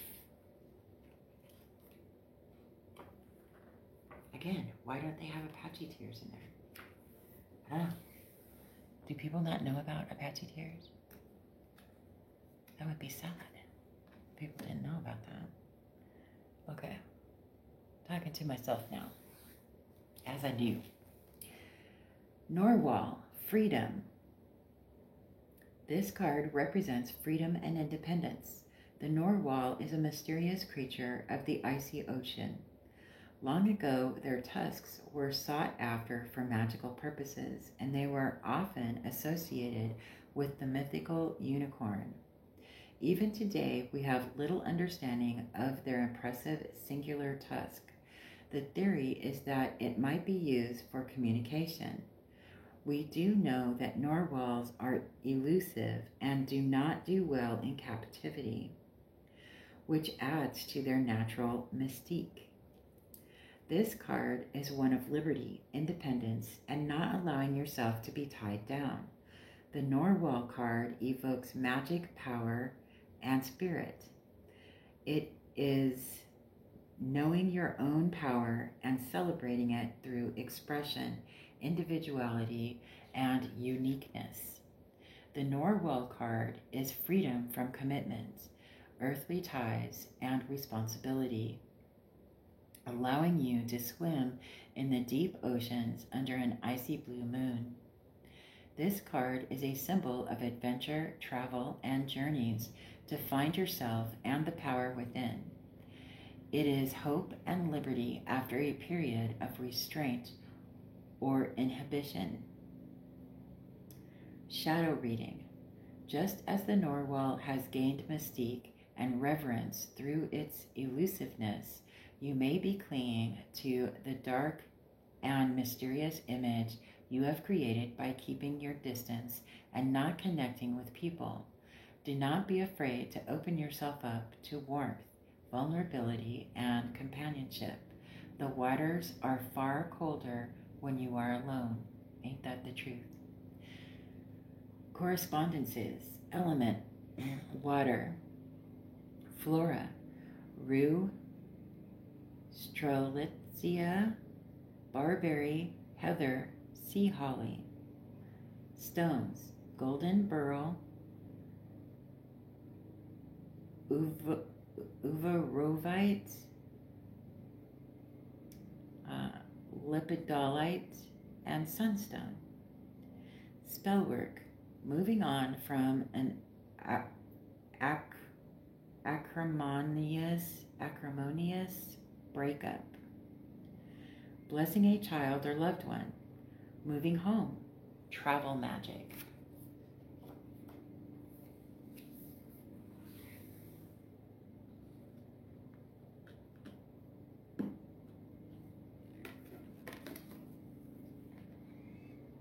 You can do it. I know. There are 2 cards here. There you go.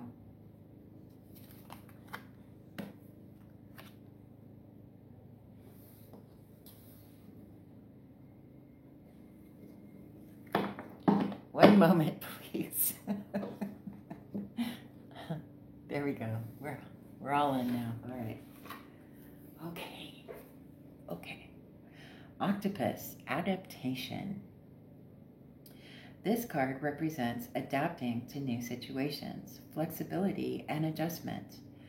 Octopuses are fascinatingly intelligent creatures with the ability to adapt their bodies in many ways, from camouflaging themselves by changing the color of their skin to mimicking the movement of other marine life, to squeezing in and out of incredibly tight spots.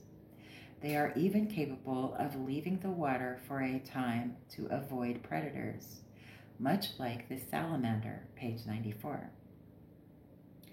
Octopuses are regenerative creatures capable of regrowing limbs and can disguise themselves with shells and sea debris to avoid detection. This card symbolizes adapting to your surroundings with ease and agility. It is the ability to think on your feet and outside the box. The octopus card may urge you to read a situation from a new angle or take a new approach to your problem. The octopus is a creative problem solver, and this card encourages you to be the same. Take a step back and do not get tangled up in a crisis. Regroup and begin the resolution afresh. Shadow reading. In mythology, the octopus was often associated with the sea monster Kraken, a giant, many-legged beast that was a favorite subject of sailors' tales. Folklore and art depict giant octopuses who tangle themselves up within the rigging of ships and drag seafarers down into the ocean. When we consider these symbols alongside a shadow reading of the octopus as a representation of adaptability, it may be seen as a warning to get out while you can and not embroil yourself in something so much that you become entangled by it. Adapting, adjusting, and changing yourself can take great energy, and sometimes the reward is not worth the price. Correspondences. Element, water. Flora, balsam, peppermint, campanula, camphor. Stones. Cerussite, blue chalcedony, bloodstone, brown jade. Spell work.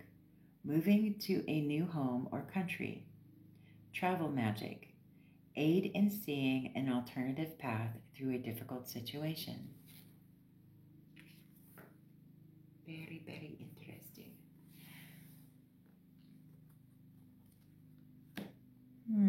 Beautiful owl.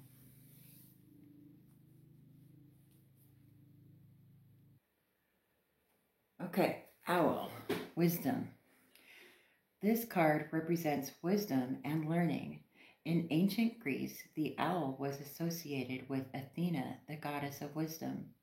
The owl card is the sage, the teacher, the mentor, and the shaman. This card encourages reasoning and deep understanding, organization and analysis, thought and consideration. This card may symbolize the passing on of knowledge to another and the sharing of wisdom within a community or group. The owl may urge you to lead by example. It is the card of authoritative guidance and asks you to learn from those with more knowledge and experience than yourself. It advises you to deliberate carefully on a decision, but not to the point of paralysis, for your own wisdom and the wisdom you gather from those you trust will guide you along the right path. Shadow reading.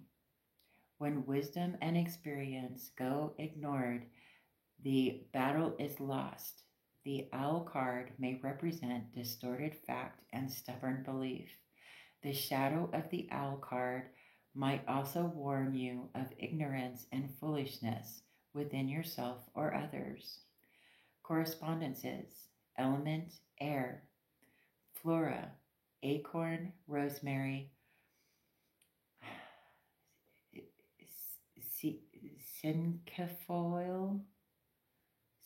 cinquefoil, elder, milk thistle. Stones, merlinite, amethyst, hematite, gold tiger's eye, sapphire, serpentine. Spell work, luck on a test or exam, study aid and meditation, help with finding an answer to a difficult question.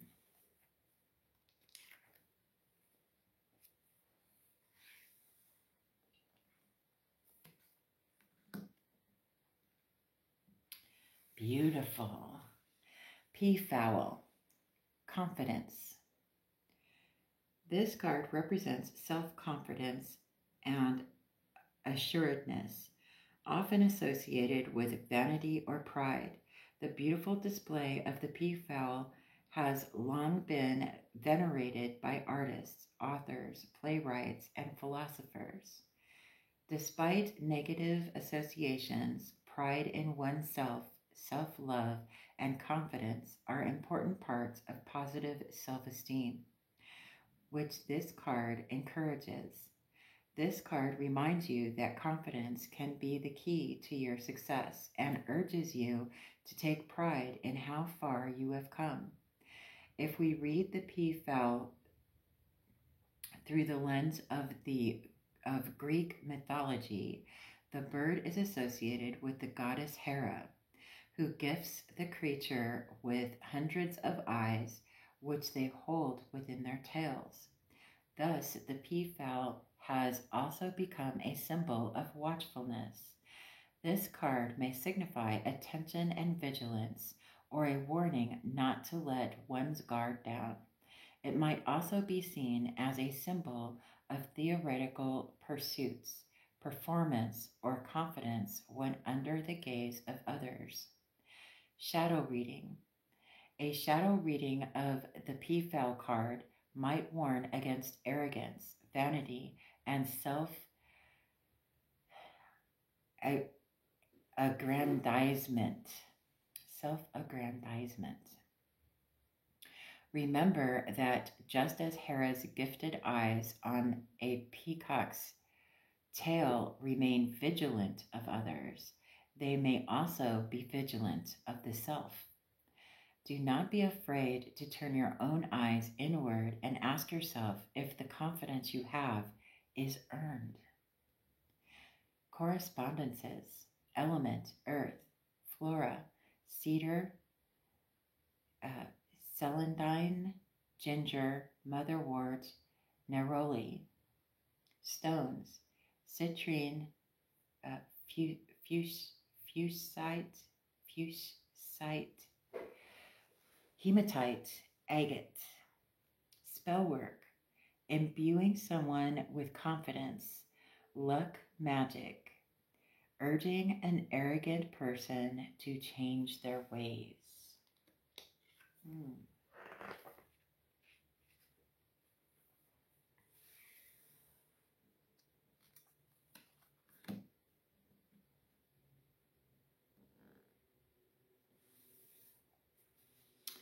Raccoon dog, trick. This card represents illusion and daydream. The raccoon dog card may warn you to look before you leap, but also reassure you that the leap itself is a part of the fun. It is a card of seeing opportunity in chaos and confusion, creative problem solving, and learning on the job. While similar in appearance to the raccoon or badger, the Japanese raccoon dog, tanuki, is believed to be unrelated to either. In Japanese folklore, the tanuki has a rich cultural significance and background. They are tricksters and shapeshifters, and often associated with mischief and pranks. The raccoon dog card urges you not to take things too seriously and encourages you to be curious, generous, and cheerful. The raccoon dog may portend success after taking a risk, or encourage you to take the risk you have been considering. Yet it is also a reminder that success is not guaranteed and that we can learn from our mistakes, as well as from the experience of the journey we took. Shadow reading. The Tanukis of 16th and 17th century Japanese stories were conjurers and shapeshifters who could transform into animate and inanimate objects to trick their quarry. Before they became the benevolent rogues of current folklore, they were considered misleading and dangerous. The shadow reading of this card may be warning you that something is not as it seems and that the rug may soon be pulled out from under you. Correspondences. Element, earth. Flora, rosemary, peppermint, lotus, bay, snapdragon. Stones, onyx, thulite, topaz, diamond, edocrase. Spellwork, encouraging the mind to think outside the box. Prosperity in business, encouraging generosity and cheerfulness. Protection from deceit.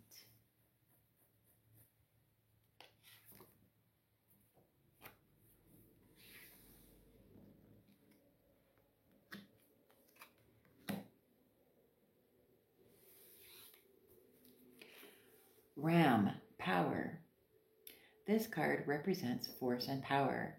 In ancient Rome, the ram was associated with the god Jupiter, the chief deity and god of the sky, thunder, oaths, and judgment. While in Celtic belief, a ram-headed serpent is associated with Cernunnos, himself a horned god of nature and power.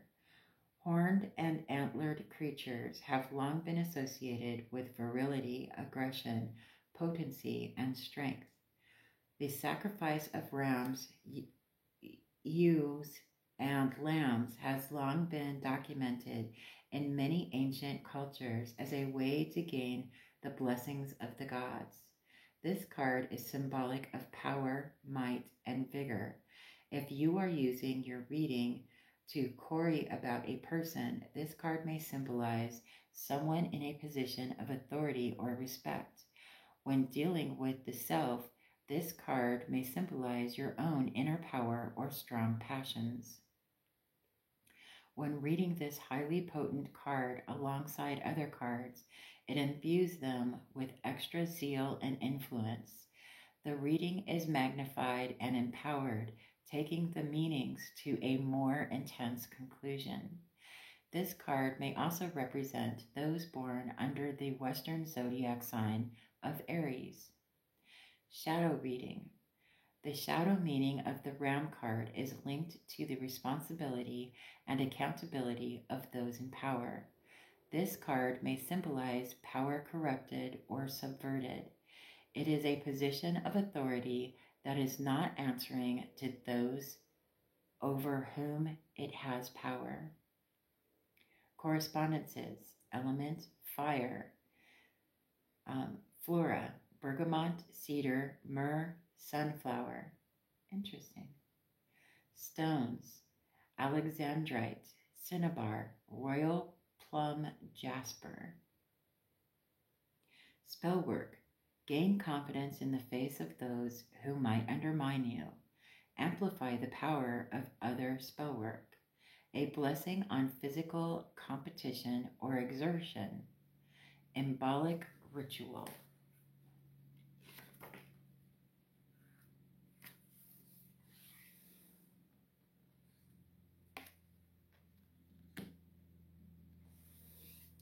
Raven, secret. This card represents hidden secrets, the gathering of knowledge, and the spreading of rumors.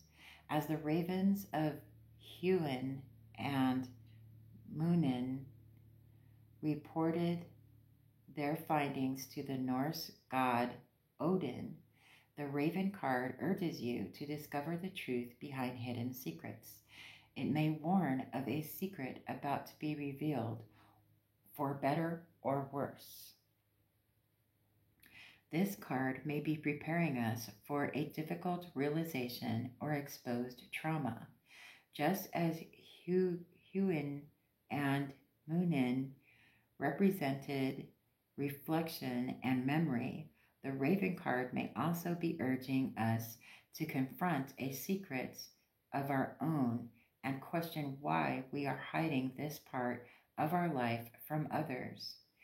It does not judge, but merely presents us with what it sees. Be prepared to look at the secrets shown to you with compassion and understanding, to gain wisdom from what they have to teach you about others and yourself. Shadow reading, hurtful gossip, misinformation, and scandal may be plaguing you. Sometimes the truth is not something you wish to hear, and sometimes others' truths are not necessarily the same as our own. You cannot control how other people think about you, but you can control your reactions. Assess your own truth and stay strong. Correspondences, element, air, flora, daisy, holly, black-eyed Susan, elm, oak, slippery elm. Stones, onyx, obsidian, celestite, lapis lazuli. Spellwork, quell rumor or misinformation, past life work, gaining secret wisdom, or assessing ancient mystery.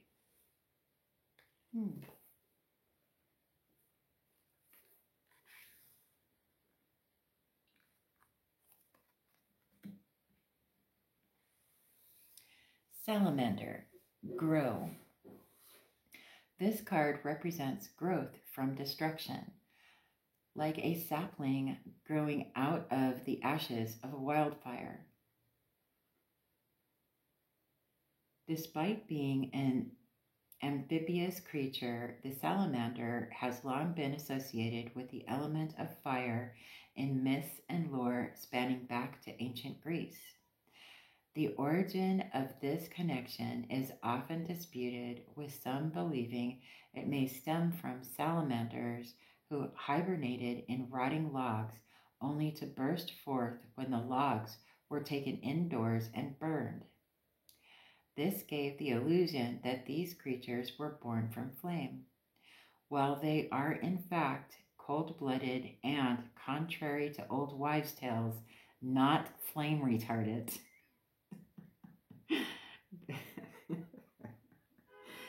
This association with heat and fire has persisted. Salamanders, like some reptiles, are capable of regrowing certain limbs after an accident. The salamander card may signify hope and recovery after a difficult time. While the symbol of fire can be one of destruction and harm, it also represents the heat of the hearth, the warmth of the home, and the light in the darkness. The type of growth that the salamander card invokes is regrowth from a period of difficulty, a tumultuous upheaval, or traumatic experience.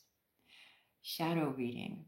A shadow reading of the salamander card should portend an upheaval to come or a learning experience from which you can grow and change.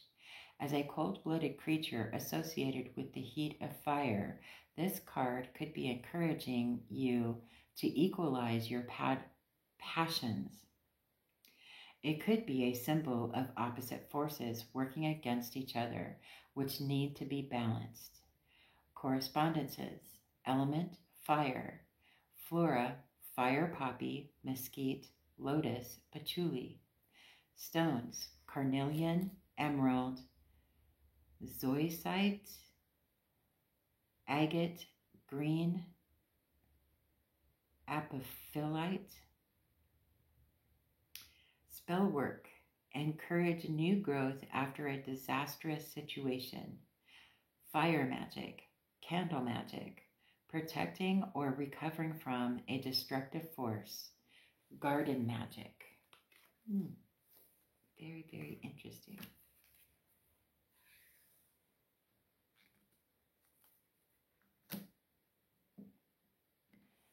Salmon, determination.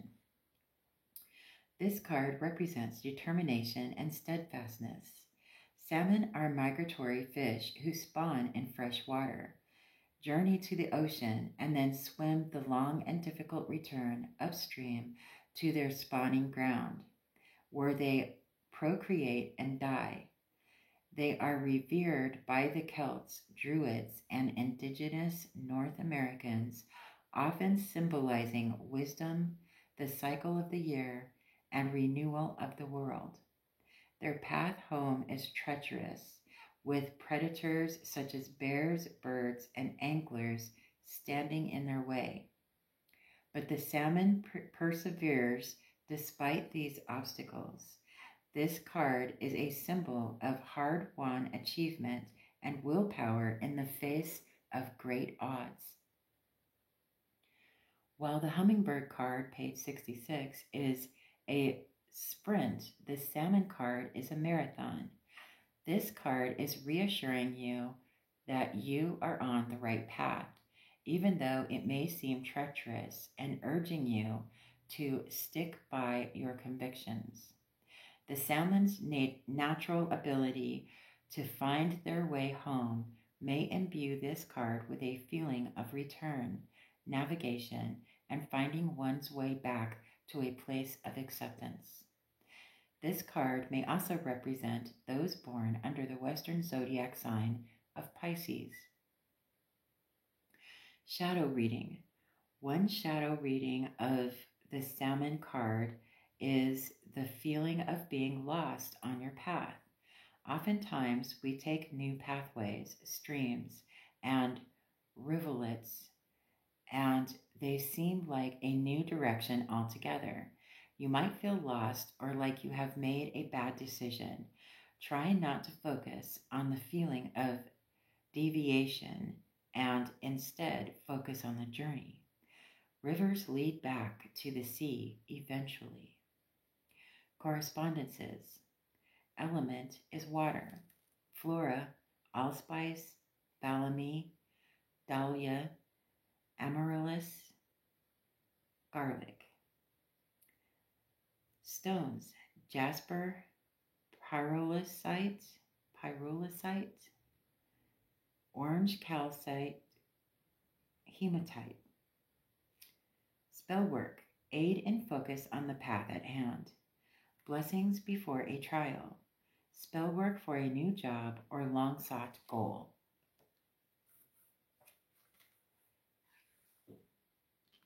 We're getting there, my friends. We're getting there. Oops. There I go. All right.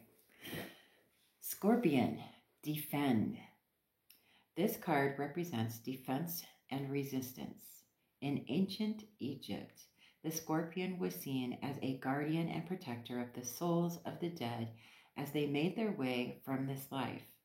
In ancient Greece, Scorpius was a giant scorpion who defended the animals of the world from destruction at the hands of the giant Orion.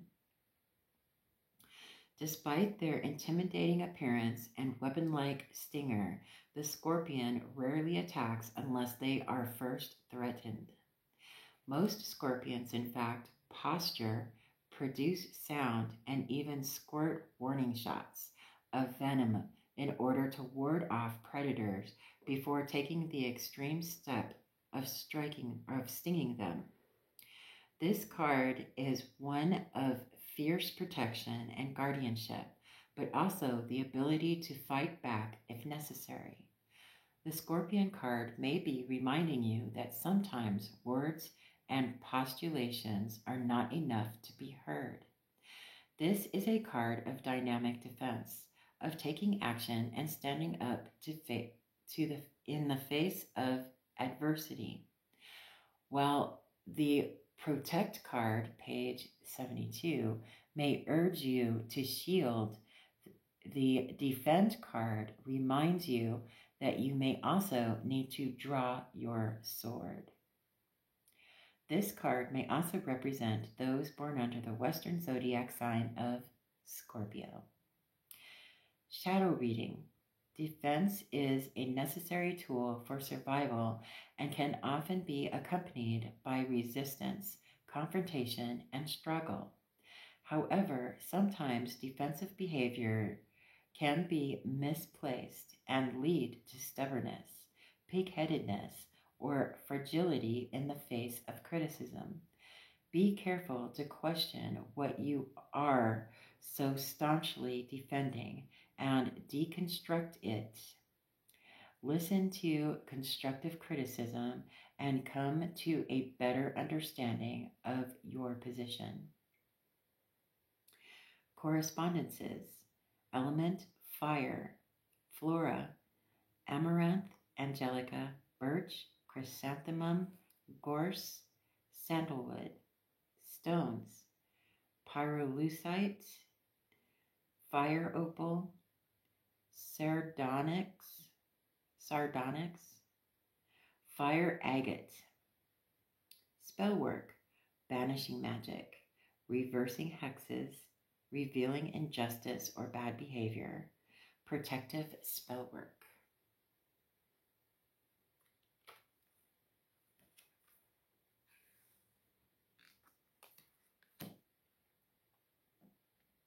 That's not it. That's not the next one. Let's see if we're stuck. Are we stuck?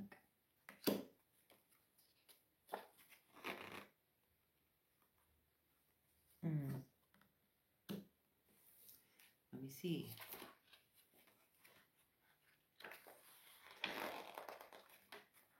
Interesting. What page are you supposed to be on, Turtle?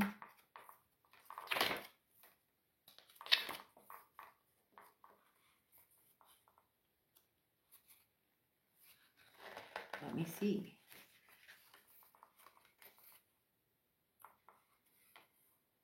Oh, Turtle is way past, way back there. Okay. I'm going to set it aside then. It's way back there. So here we are with the seahorse family. The seahorse card represents the family, be it found family or blood relation. When seahorses mate, the female seahorse deposits her eggs in the male seahorse's pouch, inverting humanity's traditional heteronormative view of parental care. This card is symbolic of family in its essence as an accepting and safe place full of allies, protectors, and friends. It does not dictate what a family should or should not be beyond a grouping where one can feel loved.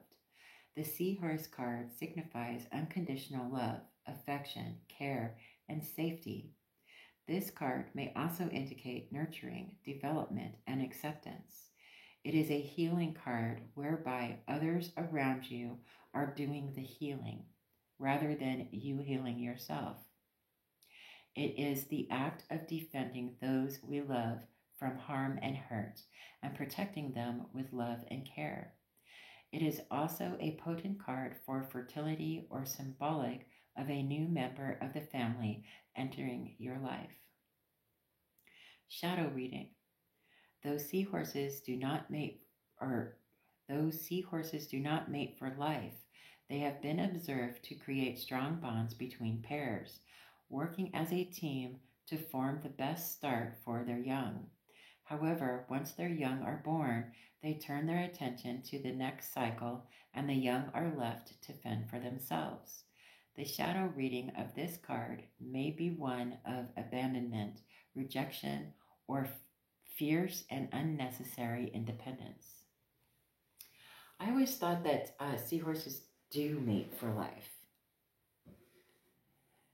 I'll have to Google that to find that out. Interesting. Correspondences, element, water, flora, garlic, hollyhock, oak, olive. Stones, pink carnelian, jade, magnesite, magnesite. Spell work, blessings on children or unions, fertility magic, or luck with an adoption to to encourage harmony within a family unit. I'm going to go and Google that real quick just because I'm curious. I'll be right back. Okay, I'm back. I did Google it, and there are a few species of seahorses that are polyamorous, but most of the species of seahorses do mate for life, and they are monogamous. So there you have it. I had to figure it out. Okay, so let me turn the page now that I've curiosity killed the cat on that one. Shark, fear. The shark card represents the unknowns of life and the fear that they create. It is the flight or fight response that we feel when faced with something scary or unfamiliar. This beautiful yet terrifying prehistoric predator has often been associated by humans with danger, violence, and death.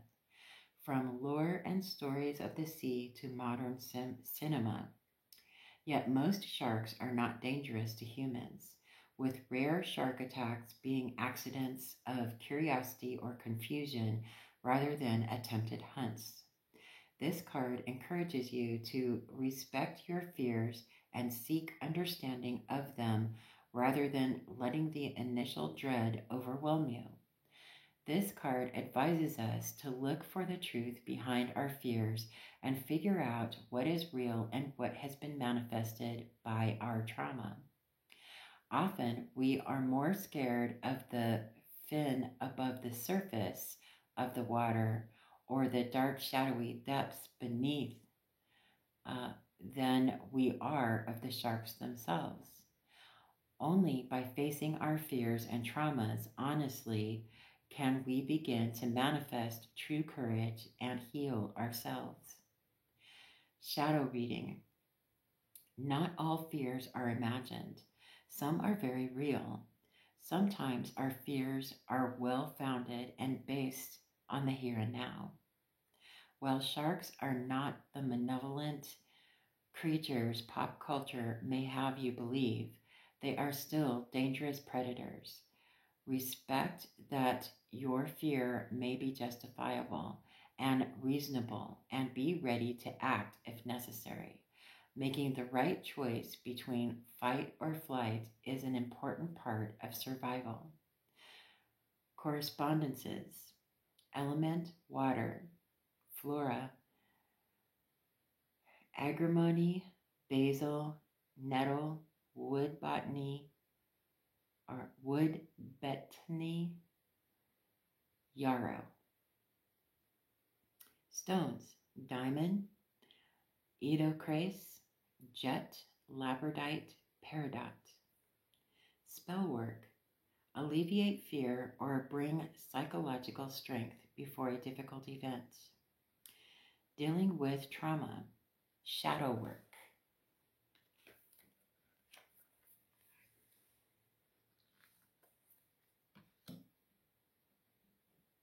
Snake, rebirth.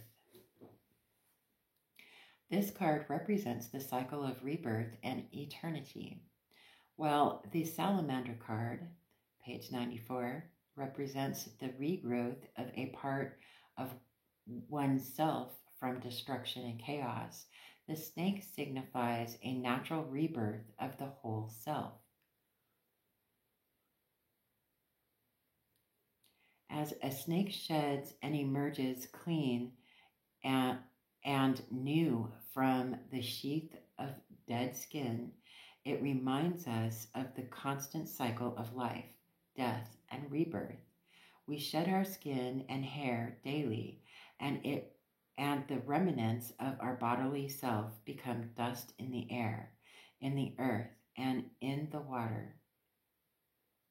This card asks us to consider our place in the grand cycle of things and reminds us that change is a natural part of life. Gnosticism adopted the Egyptian symbol of Ouroboros, the snake biting its own tail, into its teachings as a symbol of infinity and continuity. The symbol was originally associated with the union between Ra, ancient Egyptian god of creation of the sun, and Osiris, god of the dead. This union of life and death becomes a symbol of rebirth. This card may symbolize the infinity of time and its repetitive cycle. It expresses the need for renewal, change, and evolution in order for the cycle not to be constantly repeated. Shadow reading. Unlike the butterfly card on page 34, whose rebirth requires a great change, the snake's rebirth is superficial in comparison. Whilst they shed their skin to grow, they remain a serpent beneath, as opposed to a new being entirely. They are still inherently the same and unchanged. The shadow reading of this card may be warning you of shallowness, small-mindedness, or difficulty seeing another point of view. Correspondences. Element, earth. Flora, hawthorn, lily, daffodil, crocus, snowdrop. Stones, unakite, angelite, chistolite, jasper. Spellwork, past life regression, funeral blessings, birth blessings, spring equinox ritual, garden magic. Snakes do love gardens.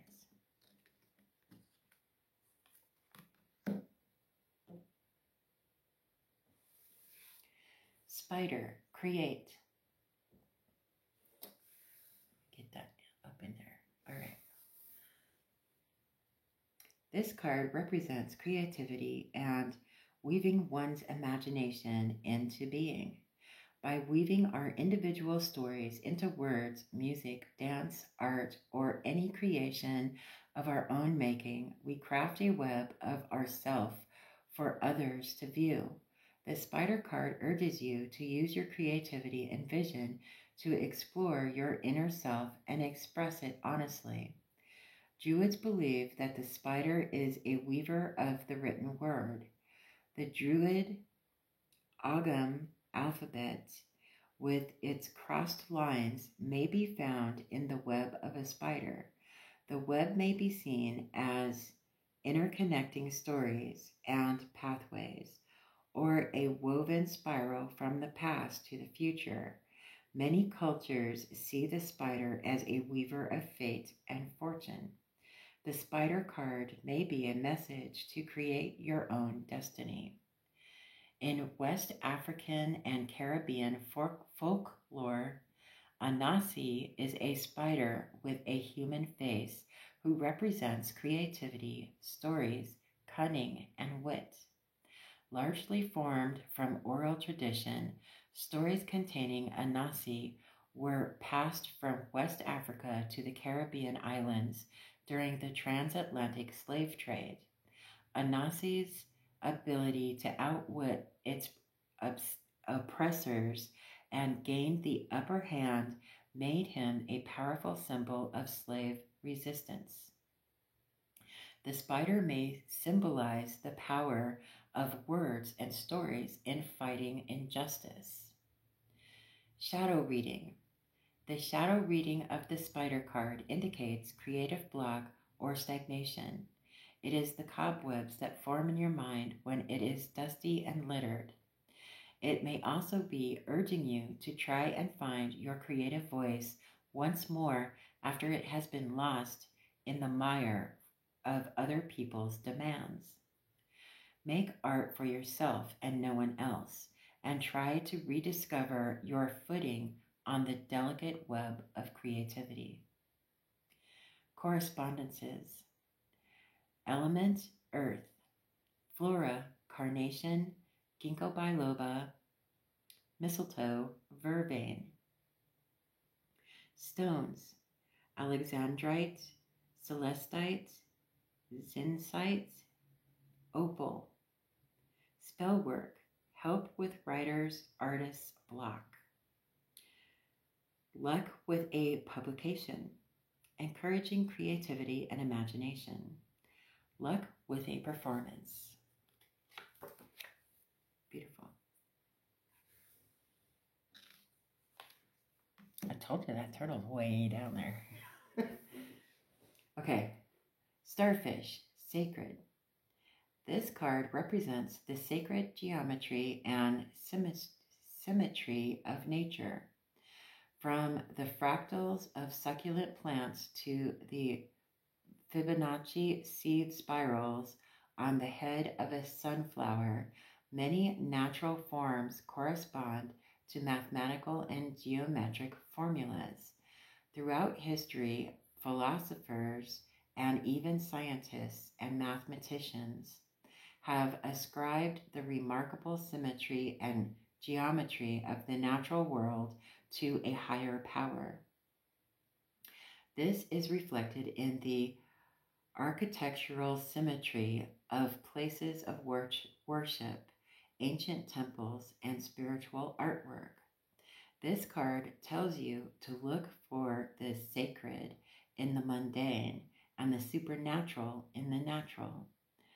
When this card comes into a reading, it is a reminder that we are all unified, similar and akin to one another. It is a symbol of our connection to each other as well as to the divine. Whatever the divine might mean to you, this card signifies our links and bonds with one another. Through not only our similarities, but also our differences. This card might be asking you to rise above a situation or seek enlightenment. Shadow reading. The shadow reading of this card may warn us that we have become preoccupied with the things that separate us from other people. We have focused so much on our differences that we have forgotten our connections. Reconciliation with others or with the parts of yourself that have fractured might be necessary. Correspondences. Element, water. Flora, walnut, chervil, frankincense, sunflower, lily, buttercup. Stones, amethyst, ametrine, celestite, brown jasper. Spellwork, communication with divine, mediating on the meditating on the self, invocation work, angel magic.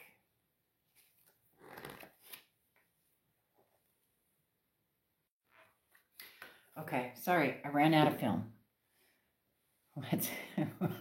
We're almost done. We're almost done. Okay, kids, let's do this. Next card. Swan, love. Oh. This card represents love in all its forms, be it romantic, platonic, familial, sexual, or self-love. Swans mate for life and have become symbolic of true love, commitment, and long-lasting affection. This card implies the finding of love as well as the giving of love. It is emblematic of commitment, loyalty, partnership, and faithfulness. The Swan card may also symbolize self-love and acceptance, overcoming self-doubt or hatred to see the beauty within. When we are reminded of Hans Christian Andersen's tale of the ugly duckling, we might understand this card to show us that we hold true beauty no matter what our inner or outer saboteurs may say. Shadow reading, folklore and mythology revolving around swan maidens exists all over the world, associating the swan with marriage, love, and romance. However, many of these stories end with tragedy or begin with entrapment. A shadow reading of the Swan card may represent the dangers of codependence and losing the self when one is in a relationship. It may also represent a destructive relationship from which one needs to escape. Correspondences. Element, water. Flora, bleeding heart flower, rose, butterbur, cardamom. Stones, rose quartz, diamond, emerald, jade, opal, rhodochrosite. Spell work, attracting love into your life, blessing a union, sex magic, self-love and confidence, Beltane ritual, spring rites.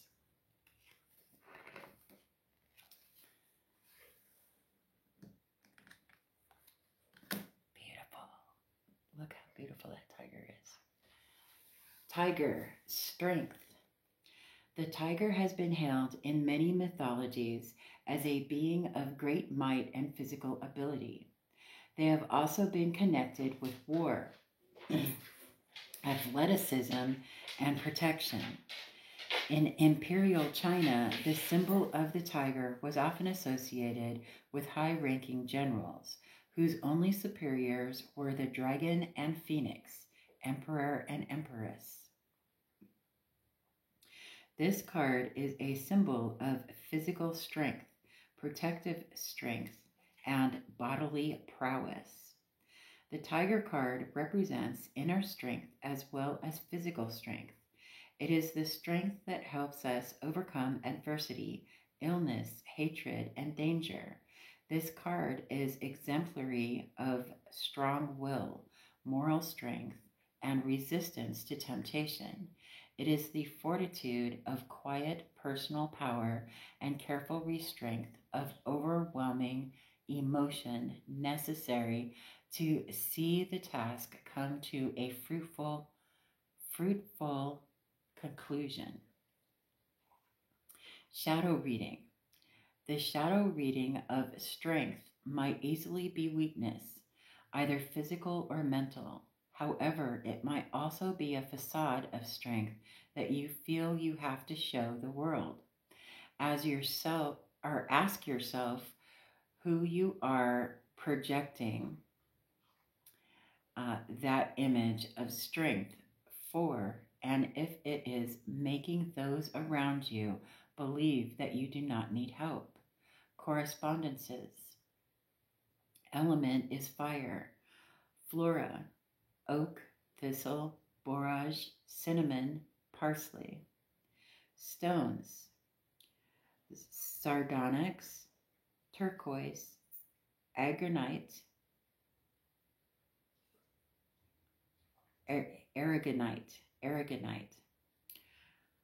mahogany obsidian. I've heard of that. I don't think I've ever seen it. Spell work, instilling strength of will and mind, recovering from illness, dealing with a breakup or difficult ending, self-confidence. Okay, now we have turtle. So I'll grab turtle. Turtle. Turtle is here. I told you it was way back there, right? Turtle, peace. This card represents the peacemaker, diplomat, and ally. In comparison to the Heron card, page 62, which symbolizes inner peace, this card encourages peace and friendship with others. The sea turtle is a natural gardener, grazing on seagrass, which houses aquatic life, feeds other sea creatures, and allows space for underwater animals to breed, nest, and hide. This card encourages a peaceful environment where others around you may flourish. It asks you to work with others to maintain peace and cooperation. The sea turtle, as well as numerous other creatures mentioned within this deck, is under threat from pollution and climate change. They are also under threat as a result of fishing and poaching. In many North American indigenous myths, turtles are associated with creation, the Earth Mother, supporting the earth. This card may symbolize conservation, responsibility, and cooperation with the natural world. It is a reminder that we as individuals can make a difference and that true peace often requires hard work. Shadow reading. Chaos can rise and imbalance may rear its head. A calm sea can become a tempest, and it can be difficult to navigate. You cannot solve everyone's problems, and it is not your responsibility to do so. Be wary of trying to play peacemaker for those around you if they will not listen to reason, or if it is harmful to yourself. Know when to walk away. Correspondences. Element, water. Flora, aloe vera, poppies, cosmos, gardenia, lavender. Stones, chistolite, jasper, rhodonite. Spellwork, settling an argument, allowing people to see each other's point of view. Guard against conflict, garden magic. Beautiful.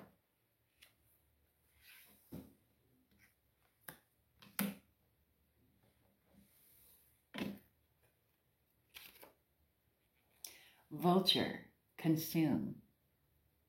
This card represents the union of life and death, consuming that which has died in order to live.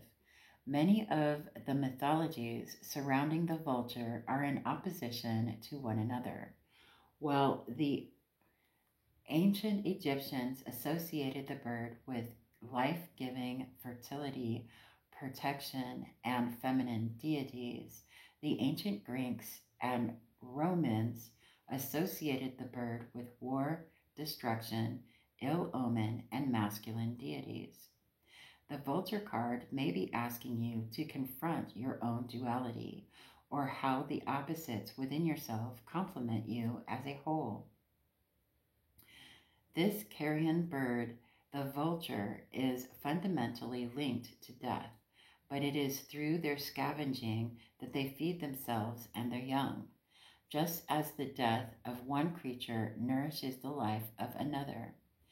Remember that we are three-dimensional, imperfect beings made up of negative and positive traits. Our shadow may nourish our light as we learn to accept our own imperfections. The vulture was often used as an agent of vengeance in Greek myths, such as the vulture, though some translations also slate eagle, who tortured Prometheus at Zeus's behest. Vengeance as an emotion can consume and must be kept in check. This card asks you to take care that vengeance and overwhelming negative emotion do not consume you and to find the balance between light and dark. Shadow reading.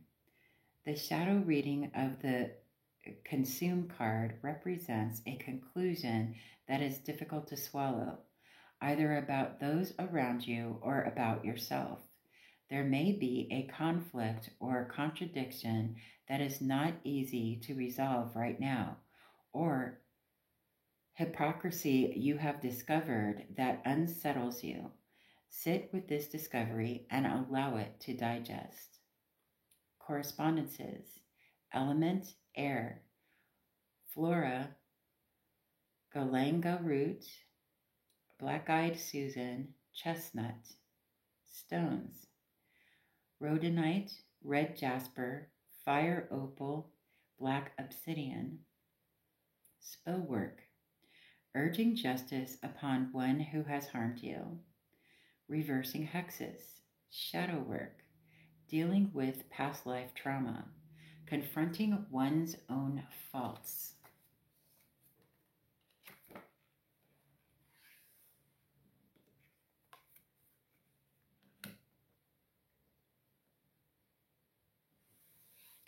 Wolf, instinct. This card represents instinct and trusting your own animal self. It is a reminder that humans are grounded in the natural world and should respect our senses and gut reactions. The wolf is an integral creature, or integral. The wolf is an integral creature in many North American indigenous cultures. The observation of the wolf as a wanderer made them synonymous with pathfinding and trailblazing. The wolf card may symbolize following your instincts and finding your own path through the wilderness. In Norse mythology, Fenrir was a giant wolf raised by the Aesir gods, who kept him magically imprisoned. The unbridled instincts of Fenrir were difficult to tame and could not be manipulated by the gods. This card urges you to trust your own instincts in the face of those who might tie you down or attempt to overpower you. It is the underlying wildness of the wolf inside the domesticated dog. This card might also be seen as symbolic of a longing to be free from a commitment or obligation. Shadow reading. The myth of Fenrir also tells us that one day the great wolf will break free of his chains and swallow everything in his path during the final days of Ragnarok. The shadow reading of the wolf card is a warning against suppressing our instincts and keeping our emotions bottled up, lest they explode. Correspondences. Element, earth. Flora, wolfsbane, lupine, blue violet. Stones.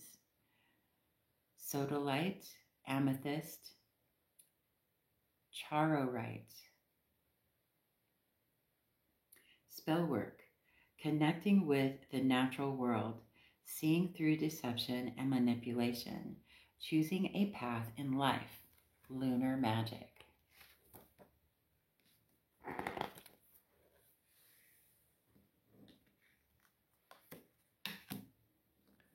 This is our last card. Let me see.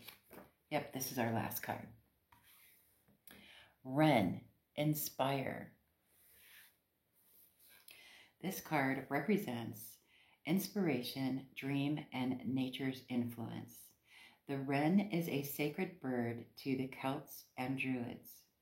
In Welsh, they are Dryw, a word which also translates to druid and is associated with the bard Taliesin, a great poet and storyteller of sub-Roman Britain. The wren is a songbird beginning its mating call in early spring and is seen to symbolize the end of winter. This card encourages you to listen to the natural world and its inhabitants and take inspiration from their teaching. It is a card of communication without words, of natural spiritual and divine inspiration. While the Bad card, page 26, urges us to communicate, the Wren card urges us to listen and be receptive to the truth of others. This card is a strong symbol of musical talent or the effects of music. It may be urging you to listen to the music around you and take heed of what it is trying to tell you. It is motivation and enthusiasm for creative endeavors. It might symbolize a truth long kept in confinement that is bursting forth from us into the world. When the power of inspiration is our shadow reading, when the power of inspiration is twisted to negative ends, it can be seen as manipulation or seduction. The shadow reading of the Wren card may be warning you against charismatic figures who do not sing true songs. Take a moment to translate their true meanings and ground yourself in the natural world around you. Correspondences: element, air; flora, oak, mistletoe, beech, vervain, violet, apple. Stones: celestite, pink, chalcedony,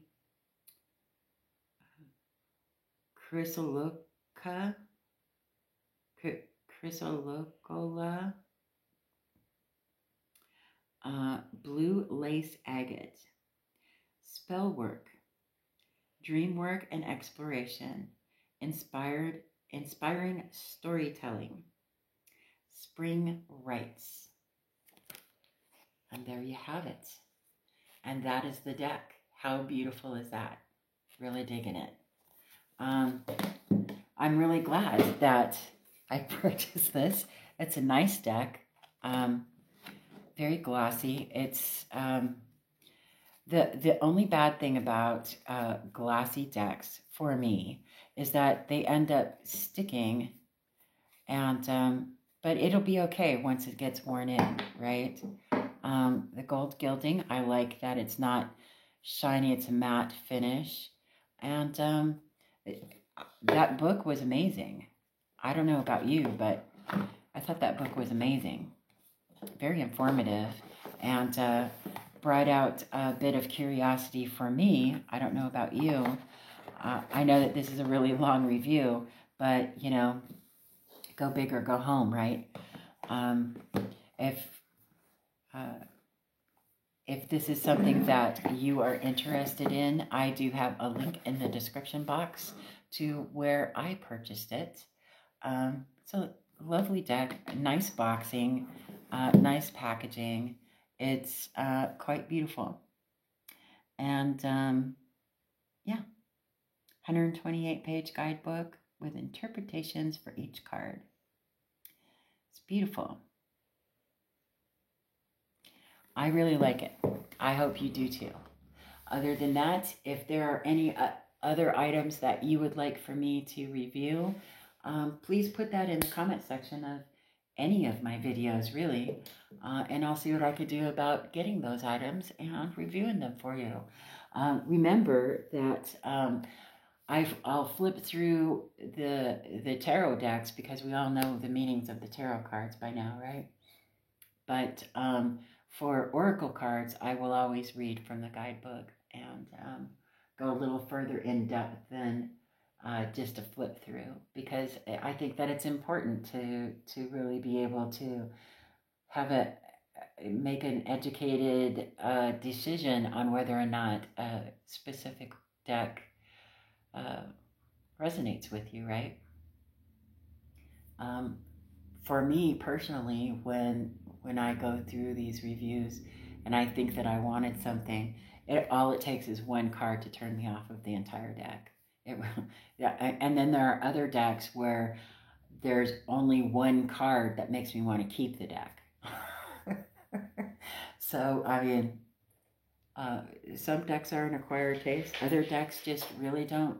They end up not singing to you at all. So it's really good to get all of that research done, and that's why I do the more in-depth reviews than other channels might be doing with their flip-throughs.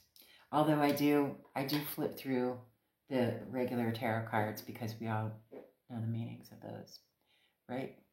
And if not, check out the Perspective series that I've got going on the channel to help you exercise your intuitive nature. And, you know, we go through the cards. And I'm thinking about even making an intro to tarot series where we go through a traditional deck and I'll go through the different meanings of all the different tarot cards. But I don't know if that's something that you guys would really want. Let me know in the comment section below if you would want that. Other than that, have a fantastic day, and I will see you on the next video.